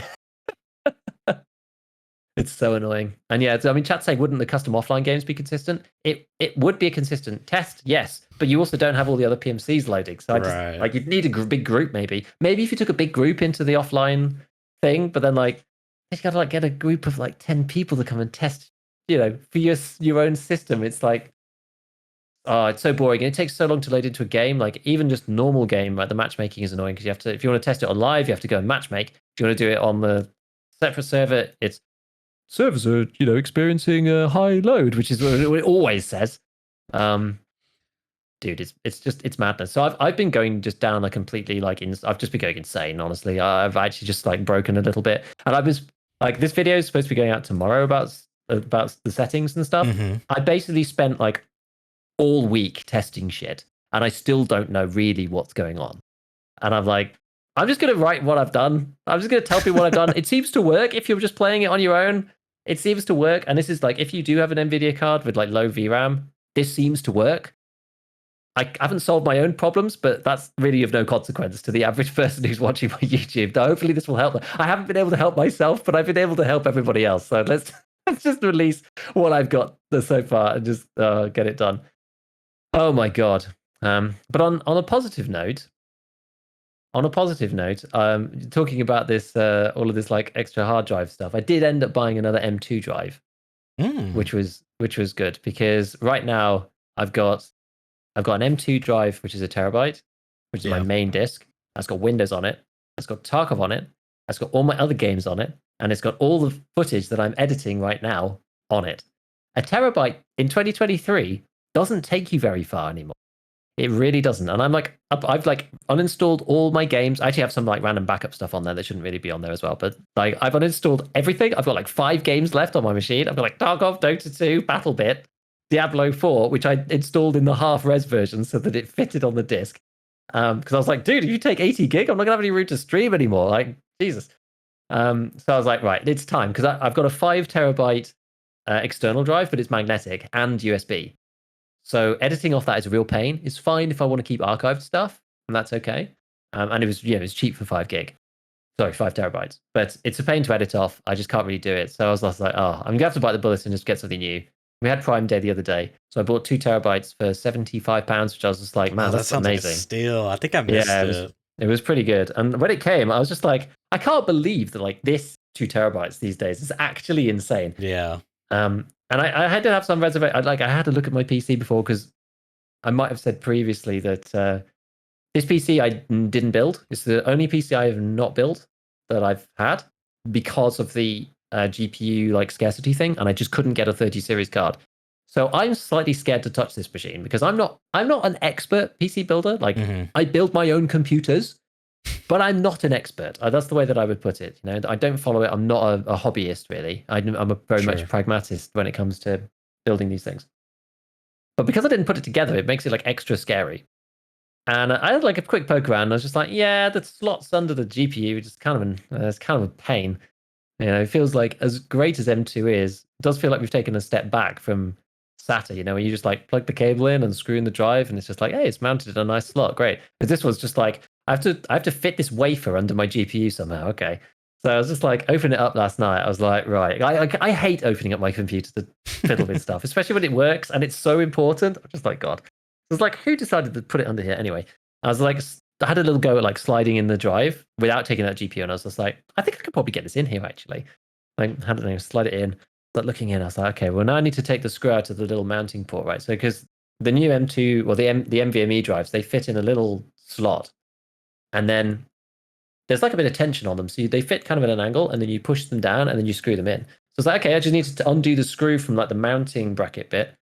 Try to undo the screw. Little bastard is like freaking shut in there so hard. I was just like, oh my God. So I've got like tiny screwdriver. I was just like, I actually can't get this. Trying the slightly bigger one with a Meteor, you know, grip on it. I was just like, well, because of the angle of the graphics card, I can't get it in there and in enough of a way to actually unscrew the damn thing. It's like I'm so close, but I'm actually gonna have to take the GPU out. Like, and then there's this plate at the back to like keep everything secured. So I end up having to like take out all of the like the power bits, unscrew the GPU, take out my 3070, finally get the screw undone because then I've got like proper purchase over it. Open that up, stick the M2 in, screw it back in, put the 3070 back in, put everything back on. I was just like, please, I hope to God. Oh, and literally at the point at which I'd undone the screw, the little ones were coming upstairs, and I had to run upstairs and like give like the 8-month a bottle of like milk, and I was like, "This is the worst possible timing." I've got like my computer's just like guts open across my whole office, and I like had to leave to go do something else. I was just in pain the whole time, just like thinking through the process. Anyway, came back and it did actually all work, and so I've got this thing installed now. But I was just like, oh, it's just an ordeal for me every time I have to open it up and do something that's like quite integral. Because you just never know when you just do all this stuff and then suddenly, it just doesn't turn on anymore, and you're like, well. What could be wrong? And then you're into the troubleshooting mode, which I just absolutely hate when it's not working. Yeah, but oh God. So yeah, I feel like I've delved deep. We've been looking at software, been doing a bit of hardware stuff. It's been It's always interesting. It's always good, but I've never installed a little NVMe thing before. So at least I've done that. But it could have been easier. Let's put it that way. I would have preferred it to have been slightly more straightforward. Giga's like, oh no, I have to remove my graphics card. Dude, it's not that bad. They make it pretty easy. The worst is where you gotta like put in RAM and you can't put in RAM because your CPU fan blocking it. So you have to get the fan off. And it's like, no, the paste. That's really bad. That's really, really bad. Yeah. Some people in chat were asking if it was the 970 Evo Plus. I was tempted to get that one. I actually didn't. I got the Crucial P3 Pro. Crucial P3 Pro in the end. P3 Plus, that's the one. Yeah, I got the P3 Plus. It didn't really seem to be much difference. It was basically that one, the 970 Evo, and then there's like Western Digital one, and they all seemed very similar, honestly. I think this one was faster. I think the P3 Plus was a bit quicker than the Samsung one. I think was the reason why I ended up getting this one. But I mean, it doesn't really matter. They're all broadly the same. But they're quicker than I need anyway. To be fair, I'd look at the existing one that I've got, which works completely fine, and I was just like, yeah, all of these are good. What's interesting about SSDs is, and it sort of makes sense because there's no like read-write head or anything. Something I didn't realize until looking into it like the other day was that generally up to a point, the bigger they get, the faster they get, which makes sense because you can write like the more space there is, the more places you can write, I suppose. Which is kind of interesting. And then 2 terabytes seems to be kind of some sort of sweet spot. But it's been interesting. It's not something I look into that often unless I'm like really forced to. But yeah, the other day I was looking at my hard drives and it was like main disk, like 15 gig out of 1 terabyte. Second disk, 3 gig out of 5 terabytes. Like third disk, 10 gig out of 1 terabyte. I was just like, yeah, we probably need some new disks, don't we? Dude, PC hardware and like graphic settings and all that stuff is just a giant fucking rabbit hole to get swallowed in and remain in for eternity. It's yeah. I don't envy you. You know what's funny? So I did some hardware upgrade of my own, but I really messed up. Yeah, so you know that AMD's been launching a few different products. They got the what is it? Is it the 7800X3D? But you know, you need a new motherboard, and then you got to get the new RAM. It's just like, and it's all, you know, it's come down in price. The RAM has, but you know, it's a little much. I might as well squeeze every last ounce of usability out of my older, outdated architecture that I can, being on the AM4 platform. So I was like, I want to get the 5800X3D, but they just launched the 5600X3D, and it's like, this is the official last product we're making for this platform. Here you go, guys. Gift to gamers. And it's kind of nice, but because they did that, the 5800X3D shot back up in price. It's like, damn it. Because I wanted to get the point I wanted to buy it was 5800X3D was at $250. And it was like around like 280, 299, somewhere in there. And of course, it shot back up to like 330. But it's come back down since. But anyways, I couldn't wait. So I was like, or I didn't want to wait. So I was like, let me see if there's any used ones I could buy for like a decent price. And so I looked around. I saw on eBay, there's a few ones, but they were like still kind of high. I was just like, dude, these guys aren't really coming down. Then I saw one for 200. I was like, oh, that's kind of or no, it was like 220 or 240, or it was like best offer. I was like, yeah, I'll shoot 200, see if he bites. I kind of did it as like he's not gonna bite. Well, he lowball this guy. Yeah, I don't think it was that much of a lowball, honestly, but I didn't really expect him to take it, you know. And he took it. I was like, well, I guess I got a new CPU coming. But then it comes in, I look at it, and it says Ryzen 7 5800. I'm like, wait, where's the X3D at? Did I get scammed? And I go look at the offer, and it's just the 5800X. It's no 3D. So what had happened was when I was searching, when you search for it on eBay, it'll give you results, but not all the results are exact to what you search. So in my like, you know, short attention monkey brain that just like impulsively sent out and got it. And so now I'm like trying to go through eBay and be like, I bought the wrong thing, guys. I already have this thing. I don't know if the seller's going, basically the seller gets to say if they want to accept it or not, the refund or return. I don't think they're going to, so I'm gonna have to try to offload that. Flip it. That's so annoying. It's so easy to do as well. Dude, you know what? I actually really don't like eBay for computing stuff. I haven't used really it so long. I tried to sell.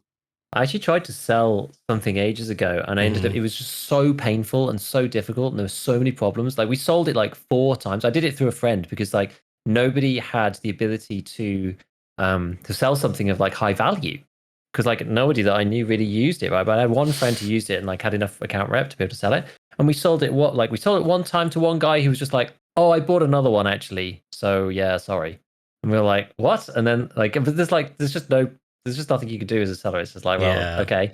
And then there's somebody else who's messing around. And then the third time, like something happened with the listing. And we ended up selling it to some guy in the States, and the postage would be like worth, like way more. And we were like, oh, okay. Well, so we cancelled that. It was just like, it was so painful. And then they take like 17% or something of the final price anyway. I was just like, this is a joke. I ended up selling it at a huge discount just to a friend. Because I was just like, I don't care anymore. I just want this thing gone. I'm just not even that fast. Just hate selling on eBay is so painful in my experience. Just do not rate that platform. I've never enjoyed it. Some people do it amazingly, and I'm always impressed because I just find it's just a total minefield. Yeah, I haven't used it in quite. Like I've sold some stuff there. I actually got some stuff that I need to sell, so I might just try it again, just to get it out there. Just like I usually sell it for a pretty reasonable price, I think, because I just want it off my hands. I'd rather like have it gone than just as if you buy it wrong from eBay, just say it's broken and get your money back. Yeah, that's a bit immoral, but I mean, I could, but at this point, I don't know. I don't know what I'm gonna do. I mean, Well, see, my brother was borrowing. What are they supposed to be worth? A used 5800. 200's probably okay. I don't know. You could probably just resell it, I guess. I mean, let me see how much 5800, because a new one might be right around that price. See, every time I type, everything comes up for 3D. It's like, obviously, this is the thing people want. Amazon's got it for $240 in the States. I don't know. That's kind of. I would probably try to get this for like 150, 180. Honestly, that's the thing. It's like I kind of got screwed because I was like, dude, I used 5800 X3D for 200. That seems like a steal, but the fact that I paid $200 for a used one when I could have paid $35 more for a new one, kind of feel like I got screwed. So I don't know, man. It's pretty shitty. Yeah, but I'm gonna just try to offload because I got that. I still have my 2070. That I think my brother's using. I don't know if he's still using it. I may try to sell that. Then I got the 2600 that I still haven't gotten rid of yet. So might do like a little hardware sell here soon. Oh, hardware sale, churches, hardware emporium, gamer edition. Dude, the 7800 XCD is £415 here in the UK. Jeez. Yeah. That is on Amazon, so it's maybe not the cheapest, but even still, that's like, what's the exchange rate these days? That's $520. Yeah, I just don't think it's worth doing any of that stuff right now. I mean, unless you're, Dr. Lupo or something, some big time streamer. Sure. Get a tax write off, and church big time. Yeah. But anywho, yeah. So Battlebit, man. Been playing the Battlebits. It's good. I dipped in again with a friend the other day. Like, I'm not super high. I think I'm like level 50 something. I'm not, like, that's pretty good. Crazy high. It's slow leveling in that game. You don't unlock many guns very quickly. I think I heard every 5 levels you get a new gun slash. I'm pretty sure it's a new gun, maybe. But But the problem is like you get, let's say you get like a sniper, you basically unlocked one gun for one class, and then maybe your next unlocked is like an LMG, which is one gun for one class. Whereas like if you get like an SMG, you can use that on like a couple different classes, or like an assault rifle, you can use it on a couple different classes. And like there's so like I don't know, some people have like criticized there's some kind of like weird progression that feels kind of like bad as you're kind of describing it, because it feels like you're not really getting anything like it takes a while, it feels like. But or maybe I'm not quite there. Maybe I'm level 40. I must be low 40s. I was just having a look at the list. Yeah, because you get like the AK-74, M4, the MP7, UMP, the LSW, SSG, M9, and MP433 to start with. And then you get the Mark 20 at 10, AK-15 at 15, M249 at 20, PV2000 at 25, SV98 at 30, and the Honey Badger at 35. I've just unlocked the M110 and the Unica level 40, but I haven't got the PP19, so it must be something like level 42. But like that only unlocks 1, 2, 3, 4, 5, 6, 7, like 8 guns the whole time I've played. It doesn't feel like that many, but I guess it's not. Well, no, there are quite a few actually, because you've got loads left. There's like there's a lot. There's loads up to they go all the way up to 150, I suppose. Yeah, but I guess you get all the attachments too, so it's interesting. Well, this is the thing, is that the attachments are kind of bored. Like there's like some that are just like straight up downgrades than others. Like it will literally be, here's this attachment that has 2 less horizontal recoil. It's like, why would you ever pick that other attachment that has 2 less? And what's even weirder is like, I'm not sure exactly how like the progression with each individual gun's attachments works, if it's all the same or if it's different. But you'll unlock like a shittier grip later down the progression cycle. It doesn't make any sense.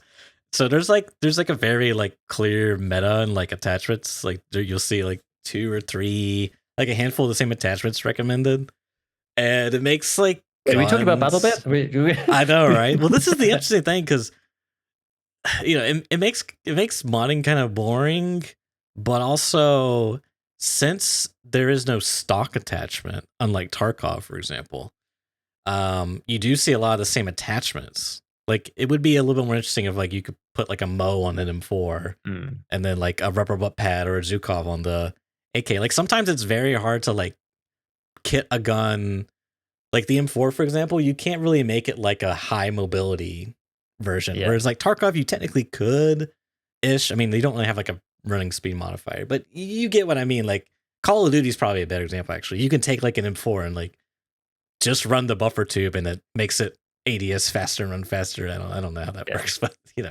whatever, game design, right? So it's kind of unfortunate, because really the main kind of like the big separating or like defining feature of a gun's modding capabilities is the magazine, interestingly enough. Because typically what you'll see is like there's a very like quick mag meta, because like some of the guns you'll get like the quick mag, and it's like the exact, I think the AK-15 is like this. It's like the exact same capacity as like the default mag, which is 24, but the quick mag is also 24. However, it just straight up reloads faster. No cons, nothing. It's just like, yep, it's just a straight upgrade. Whereas some other ones, like the Honey Badger, for example, it starts with like 24, and then the quick mag is down to 20. And yeah, it reloads faster, but also it makes your recoil worse. So it's like there's just some guns where if they have like crappy mags, they're kind of just like not good guns by nature. And there's even like, back to the AK-15, there's a weird one where there's like an extended A and extended B. I think the extended A is like 45 rounds and has tons of cons, whatever. But the extended B is like 40 rounds, but the cons are worse than the extended A that has 45 rounds, which doesn't, it doesn't, like, there's some balancing issues, or like maybe some like oversight, which it's a early access game, so I guess it gets a pass. But a lot of people are really eager for a balance patch. Not to mention the vector is just completely busted, dude. Even just SMGs in general are so busted. I mod so much. I'm using my like FAMAS. It's just like basically a shitty SMG, It has like more recoil. It does the same thing as an SMG, but it has more recoil. Like, sure, it has better bullet fall off, but it doesn't matter when the guy from 100 meters away can just out laser beam me because he's got a SMG. Like, some of the like weapon balancing is a little screwy, especially the Vector. Like, I'm the type of gamer like I like to use all the stuff the game has to offer me, all the content. Yeah. So like, I mean, I could sweat it out, which I already kind of am, and run the Vector. But I like to play with the other stuff. Mainly when I'm sweating out though is the freaking movement stuff in Battlebit, dude. It's I've actually seen some of the videos starting to appear properly now. dude, it's actually a lot of fun. The specifically the leaning stuff, because it's so. I've switched from so I changed Q and E around. Mm-hmm. So E is lean left and Q is lean right. The classic. Which honestly, like now that I've gotten used to it, it actually makes a ton of sense, and I'm probably gonna keep it in Tarkov. However, just for like consistency's sake, however, I think in Tarkov it's a less impactful for several reasons. But one of the main things you can do is I also changed it from toggle to hold, and I'm finding that makes a big difference in like lean. Yeah, in lean. Not only because you're swapping the keys, so like what you can do is you can hold E and D. So you'll be moving to the right, but leaning to the left. So it's just like, make sure I did that right. Yeah. So like if you're like in trouble, you want to like move behind cover, but still keep your lean. It's nice. But then you can also let go of D and then press A. So you can like be holding E and tapping A and D to kind of like peek out. It's just, it feels good. And then you can do like a quick switch to the other side. But there's this like crazy meta game where you just spam both lean buttons back and forth, and because your character like leans so fast and it's so extreme too how he's leaning, like if you look at the models, your head's just like bobbing and weaving left and right, so you can just like matrix bullets. It's kind of nutty. I've watched some people, like I think there's this one guy, I think his name is like Belu, some like Rainbow Six Siege player, pro player or something, and I've watched a couple of his videos playing Battlebit, and it's just like, oh my god, dude, these freaking gamers are playing out of their minds, dude. Like it's like I think like, yeah, I did pretty good. I'm like top 20 in this, 127 match. Yeah, I'm a gamer. And then I watch this guy, he's like 10 KD, freaking spamming, jumping, flipping around, headshot and everything. Like he looks like he's aimbotting. It's just like, okay, dude. Okay. Oh, that's so funny. I have not heard really anybody talk about toggle or hold lean. Like I'm a hold lean person anyway. I've never been toggle lean. Oh, really? Yeah, even in Tarkov, I've never been toggle either. I like hold it the whole time. And I changed my keys around at one point when I did the hotkeys video, and I gave it a go. And I put it in there and said, look, you can try it if you want. And I never ended up using it for myself because I find myself like using left and right kind of in equal amounts. So if you swap them around, you end up with one of the keys that you need to use being under the key that you're using for lean at some point, right? And I'm like, because I'm like 50-50 A and D, it's like, well, I'm either holding Q or I'm holding E, one or the other. So it doesn't really help. Like at some point it's going to get in the way. And I've just kind of got used to using E and D and Q and A with the same pad of the same finger. If that makes sense. I've just kind of got used to doing that. So it doesn't really matter so much now. But I can see why some people do it though. I can kind of see it, sort of. I just find it a bit weird because it's like if I'm going to lean out, I'm going to lean out with Q and D. Say I'm going to lean out to the right. And then, I guess the point is that when you want to move back in, you unlean, I suppose. Yeah. That's the idea. Because then you're not holding Q anymore. Yeah. I guess in Tarkov, it's different in Tarkov because in Tarkov you lean and then you just circle strafe. Right. It is weird in Tarkov. So it's weird because that's like faster than going backwards and forwards. So then you want to just like keep it on and then you just run around. Yeah. The other weird part is some people, they'll basically take their finger off W and spam A and D, but with their middle finger also spam Q and E. So like, so they can't move forward or backwards, but like they can strafe left and right and lean left and right at the same time with 3 fingers. They got the ring finger and index finger for the A and D, and then the middle finger for Q and E, which is interesting. You can get the rhythm just right to where the flow, your inputs make it so that your movement is not like offsetting your aim. If that makes sense. At least in the video I watched with parts about it, which was pretty interesting. But yeah, I used to be a hold gamer, and then Tarkov, I switched to a toggle. I just found it like easier to manage. Yeah. But I don't know. This is the question is like, is this even going to matter for Tarkov? Because I feel like it won't, because the leaning is so slow. I don't think it actually, and weird inertia mechanics, Yeah, like I just don't think it actually does anything. But we'll see. Nonetheless, though, I'm really liking Battlebit. I'm just, a lot of people are really eager for bounce patch, and they are aware of it, and they've said they're gonna do that. I saw this one Battlebit post a tweet about some skin they're working on or whatever, because the guy that works on their skins is like really, really talented. I mean, I think the skins look really good, and he's doing like custom skins for a lot of streamers and stuff, and it's pretty cool because it's like it's not that it's pixel, it's like voxel art maybe, but it's still kind of cool. As he did one for like Hutch, and it was just cool with like the colors and the skulls being, it's like very blocky on the guns, and you can like add assets because he added his logo, and it was just, yeah, it's pretty cool. But someone commented on, or like tweeted on there like, instead of skins, how about you make a bounce patch? And then the developer, the Battlebit account was like, sure, we'll get right on that. What color do you want the battle patch? Do you the bounce update? Do you want it red? Yellow? How do you feel about yellow? I love it when like devs just like rip on gamers, because like as a gamer, I know how we can be.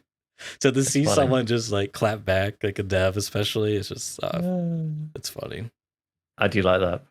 Yeah. So you're saying I've just got to get to level 70 to unlock the vector and then just annihilate all the gamers on the map? Honestly, dude, it's so busted, man. It's like, I've been killed by it a lot.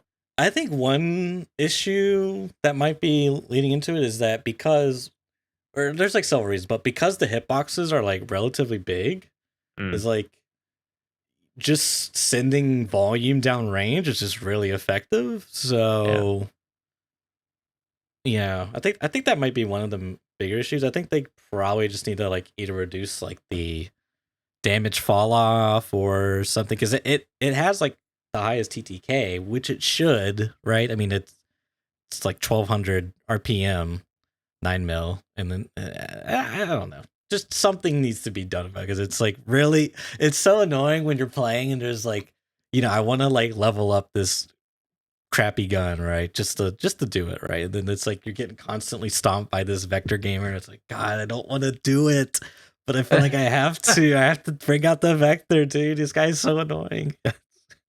I love it. I love it. I had probably the best game I've had recently when I was playing the other day, because I was actually trying to use the DMRs, because there's an interesting dynamic with sniping and DMRs in Battlebit. And DMRs don't really like it's hard for them to fit into the game. But we had a perfect one the other day, and I can't remember what the maps are called yet. I'm not into it enough yet. But it was one of the town-based ones, like one of the sort of city with the sort of kind of tall buildings, like skyrise type things. And it was the big map, like 127. And we basically just like ended up dominating the rooftops, because so the thing in Battlebit, you get that lens flare if you're using a 6x or higher, so people can identify you as a sniper, which I think is a nice balancing thing, because that's from COD, I believe. And maybe it's other games too, but is it on Battlefield as well? I'm not sure. I think no, it is on Battlefield, isn't it? And but if you're using a 4x, then you don't get that. So you can use, if you're kind of like accurate enough, you can use 4x scopes on the DMRs and the snipers, to be fair. But the DMRs, I kind of think is pretty cool. And you can like shoot at snipers without them knowing where you are first, because you're like hidden. You're like looking through a little crack in the wall. Yeah. And we were on this rooftop, and we just like dominated the skies. It was so good. I had there was a medic with me, and I got rezzed a bunch of times. So because I never actually died, I ended up going like 10-0 at the beginning of the game on this roof, just like annihilating snipers with this DMR, just like killing everyone. I was like, oh, this is actually so good. I had like such a good start in that round. It was a lot of fun. Yeah, there's a lot of fun to be had in that game. There really is. Yeah. I'm certainly enjoying it with friends. And I'm not really playing it on my own now. But there's no real reason for that other than I've just got other stuff that I'm doing. But yeah, when friends jump on, it's definitely a good game. I'm still enjoying it. It's definitely got my usage out. I think you've put in quite a few more hours than me at this point. Oh yeah. Because I've only been on every now and then. Yeah, I'm like 16 hours or something. So I jump on for like an hour every couple of days, something like that. But we're getting there. It's still good. I'm enjoying it. I'm gonna probably play it. I'm gonna go to that local LAN again at some point. I can't remember when it is. Nice. August maybe. I'm gonna go to that. We're probably gonna play it a bunch then, which should be fun.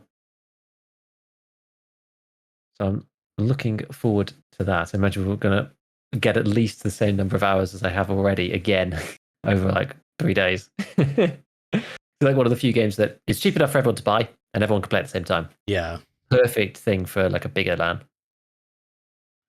Yeah, I love that, dude. It's such a good game to play with the boys and just kind of dick around. You don't take it too sweaty. No offense to the sweats, but yeah, Actually, talking about that, just like one very last thing before we wrap up because we probably need to finish. I just reminded myself with LAN. So there's the UK's biggest LAN, or at least I think it always was historically. The Insomnia Gaming Festival, okay, or the I Series as people call it, and it's on September the 7th to the 10th in Birmingham this year.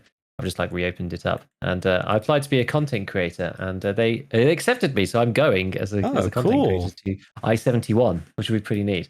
I went to I-71. Yeah, so they is that how many times have they been doing it? Well, the 71 Insomnia event. The crazy thing is that I went to I-28 with the very first PC that I built. Oh, that's so cool. that I could play Dawn of War and Counter-Strike Source on like the higher settings. And that was the first big LAN that I went to as I-28. So it's going to be awesome. I haven't been for ages, but it's going to be really cool going as a creator. You don't actually take your PC or anything. So you're not like, you don't have like a bring your own computer ticket. You're just like there as a person. But that'll be fun. And this is the first time I think that they've actually had a Tarkov section on the seating plan. Oh. So there's a dedicated section of like 4 rows to put yourself in that row if you're an Escape from Tarkov player, which would be awesome because it means that like I have a home. Without that, it'd be just like random people all over the place playing Tarkov. But at least like there's an actual like sweaty Tarkov section to go visit. Oh yeah, I see it. They got Escape. That's pretty impressive. Yeah, and I think that's the first time this has ever had they've had an area for it, which is like kind of intriguing. So yeah, someone pointed out and was just like, "Oh, you should apply to be a creator," and I was like, "Okay." So I applied for it, and they're like, "You're in," and I was like, "Oh, great. Okay, I guess I'm going then." I kind of was half expecting them to say no, but I've never heard of Insomnia Gaming Festival. It was the first time hearing about it. That's pretty crazy. How many people? I mean, it's a UK specific thing, but like, how many people actually go to this? I'm not even sure. How many participants at I-71? They have golf with your friends. That's funny. It's pretty big. Actually, maybe I say I-70. I can't really. It doesn't say. It's pretty huge though. Like it got bigger and bigger and bigger. When I like even back then when I was actually going to them, I basically went from like I-28 to like I-40 something, and then became a real adult and stopped going. We just got busy. But yeah, 2,800 gamers is what it says. So it's pretty big. It doesn't even look that expensive, relatively speaking. Yeah, it's not that bad. Genuinely not too bad for what it is. I think it's cool. It's kind of like a camping kind of thing. Yeah. That's what we always used to do. Go and camp outside and then. Well, not that we did that much sleeping, but. That's cool. Disgusting degens playing. Turn up on Thursday and then play Diablo 2. And like literally, that was the worst one that we did. We played Diablo 2 from Thursday afternoon, evening. I went to bed on like Saturday morning at level 70. Oh my god. That's insane. That was pretty bad. I had one friend who stayed up a bit later and went to bed in like the afternoon on Saturday, but I was just dead at that point. I was like, I can't stay up any longer. I have another very fond memory of me and another friend playing into the early hours, playing Civ 5 a game which I'm very proud to have played like 20 hours of and never actually finished a game ever. And I was like doing my thing, and then I turned, and he was asleep on his keyboard, just like head down on his keyboard, and I was just like, "Yo, wake up! It's your turn." And he woke up, and he was just like, "Why is there fog in here?" And I was like, "There's no fog. Go to bed. Just go to sleep." Oh, so funny. Good times. I have very fond memories of the I series, so I'm excited to be going back as like a creator. It's kind of cool, like come full circle, you know. That's pretty cool. Yep. I haven't really announced it though, so I'll put it out on the channels at some point when I'm ready. What do you like? What does it mean when you're a creator there? You get like, okay, maybe people get to like come up and you have a booth and they get this, you get to sign their mouse pads or something.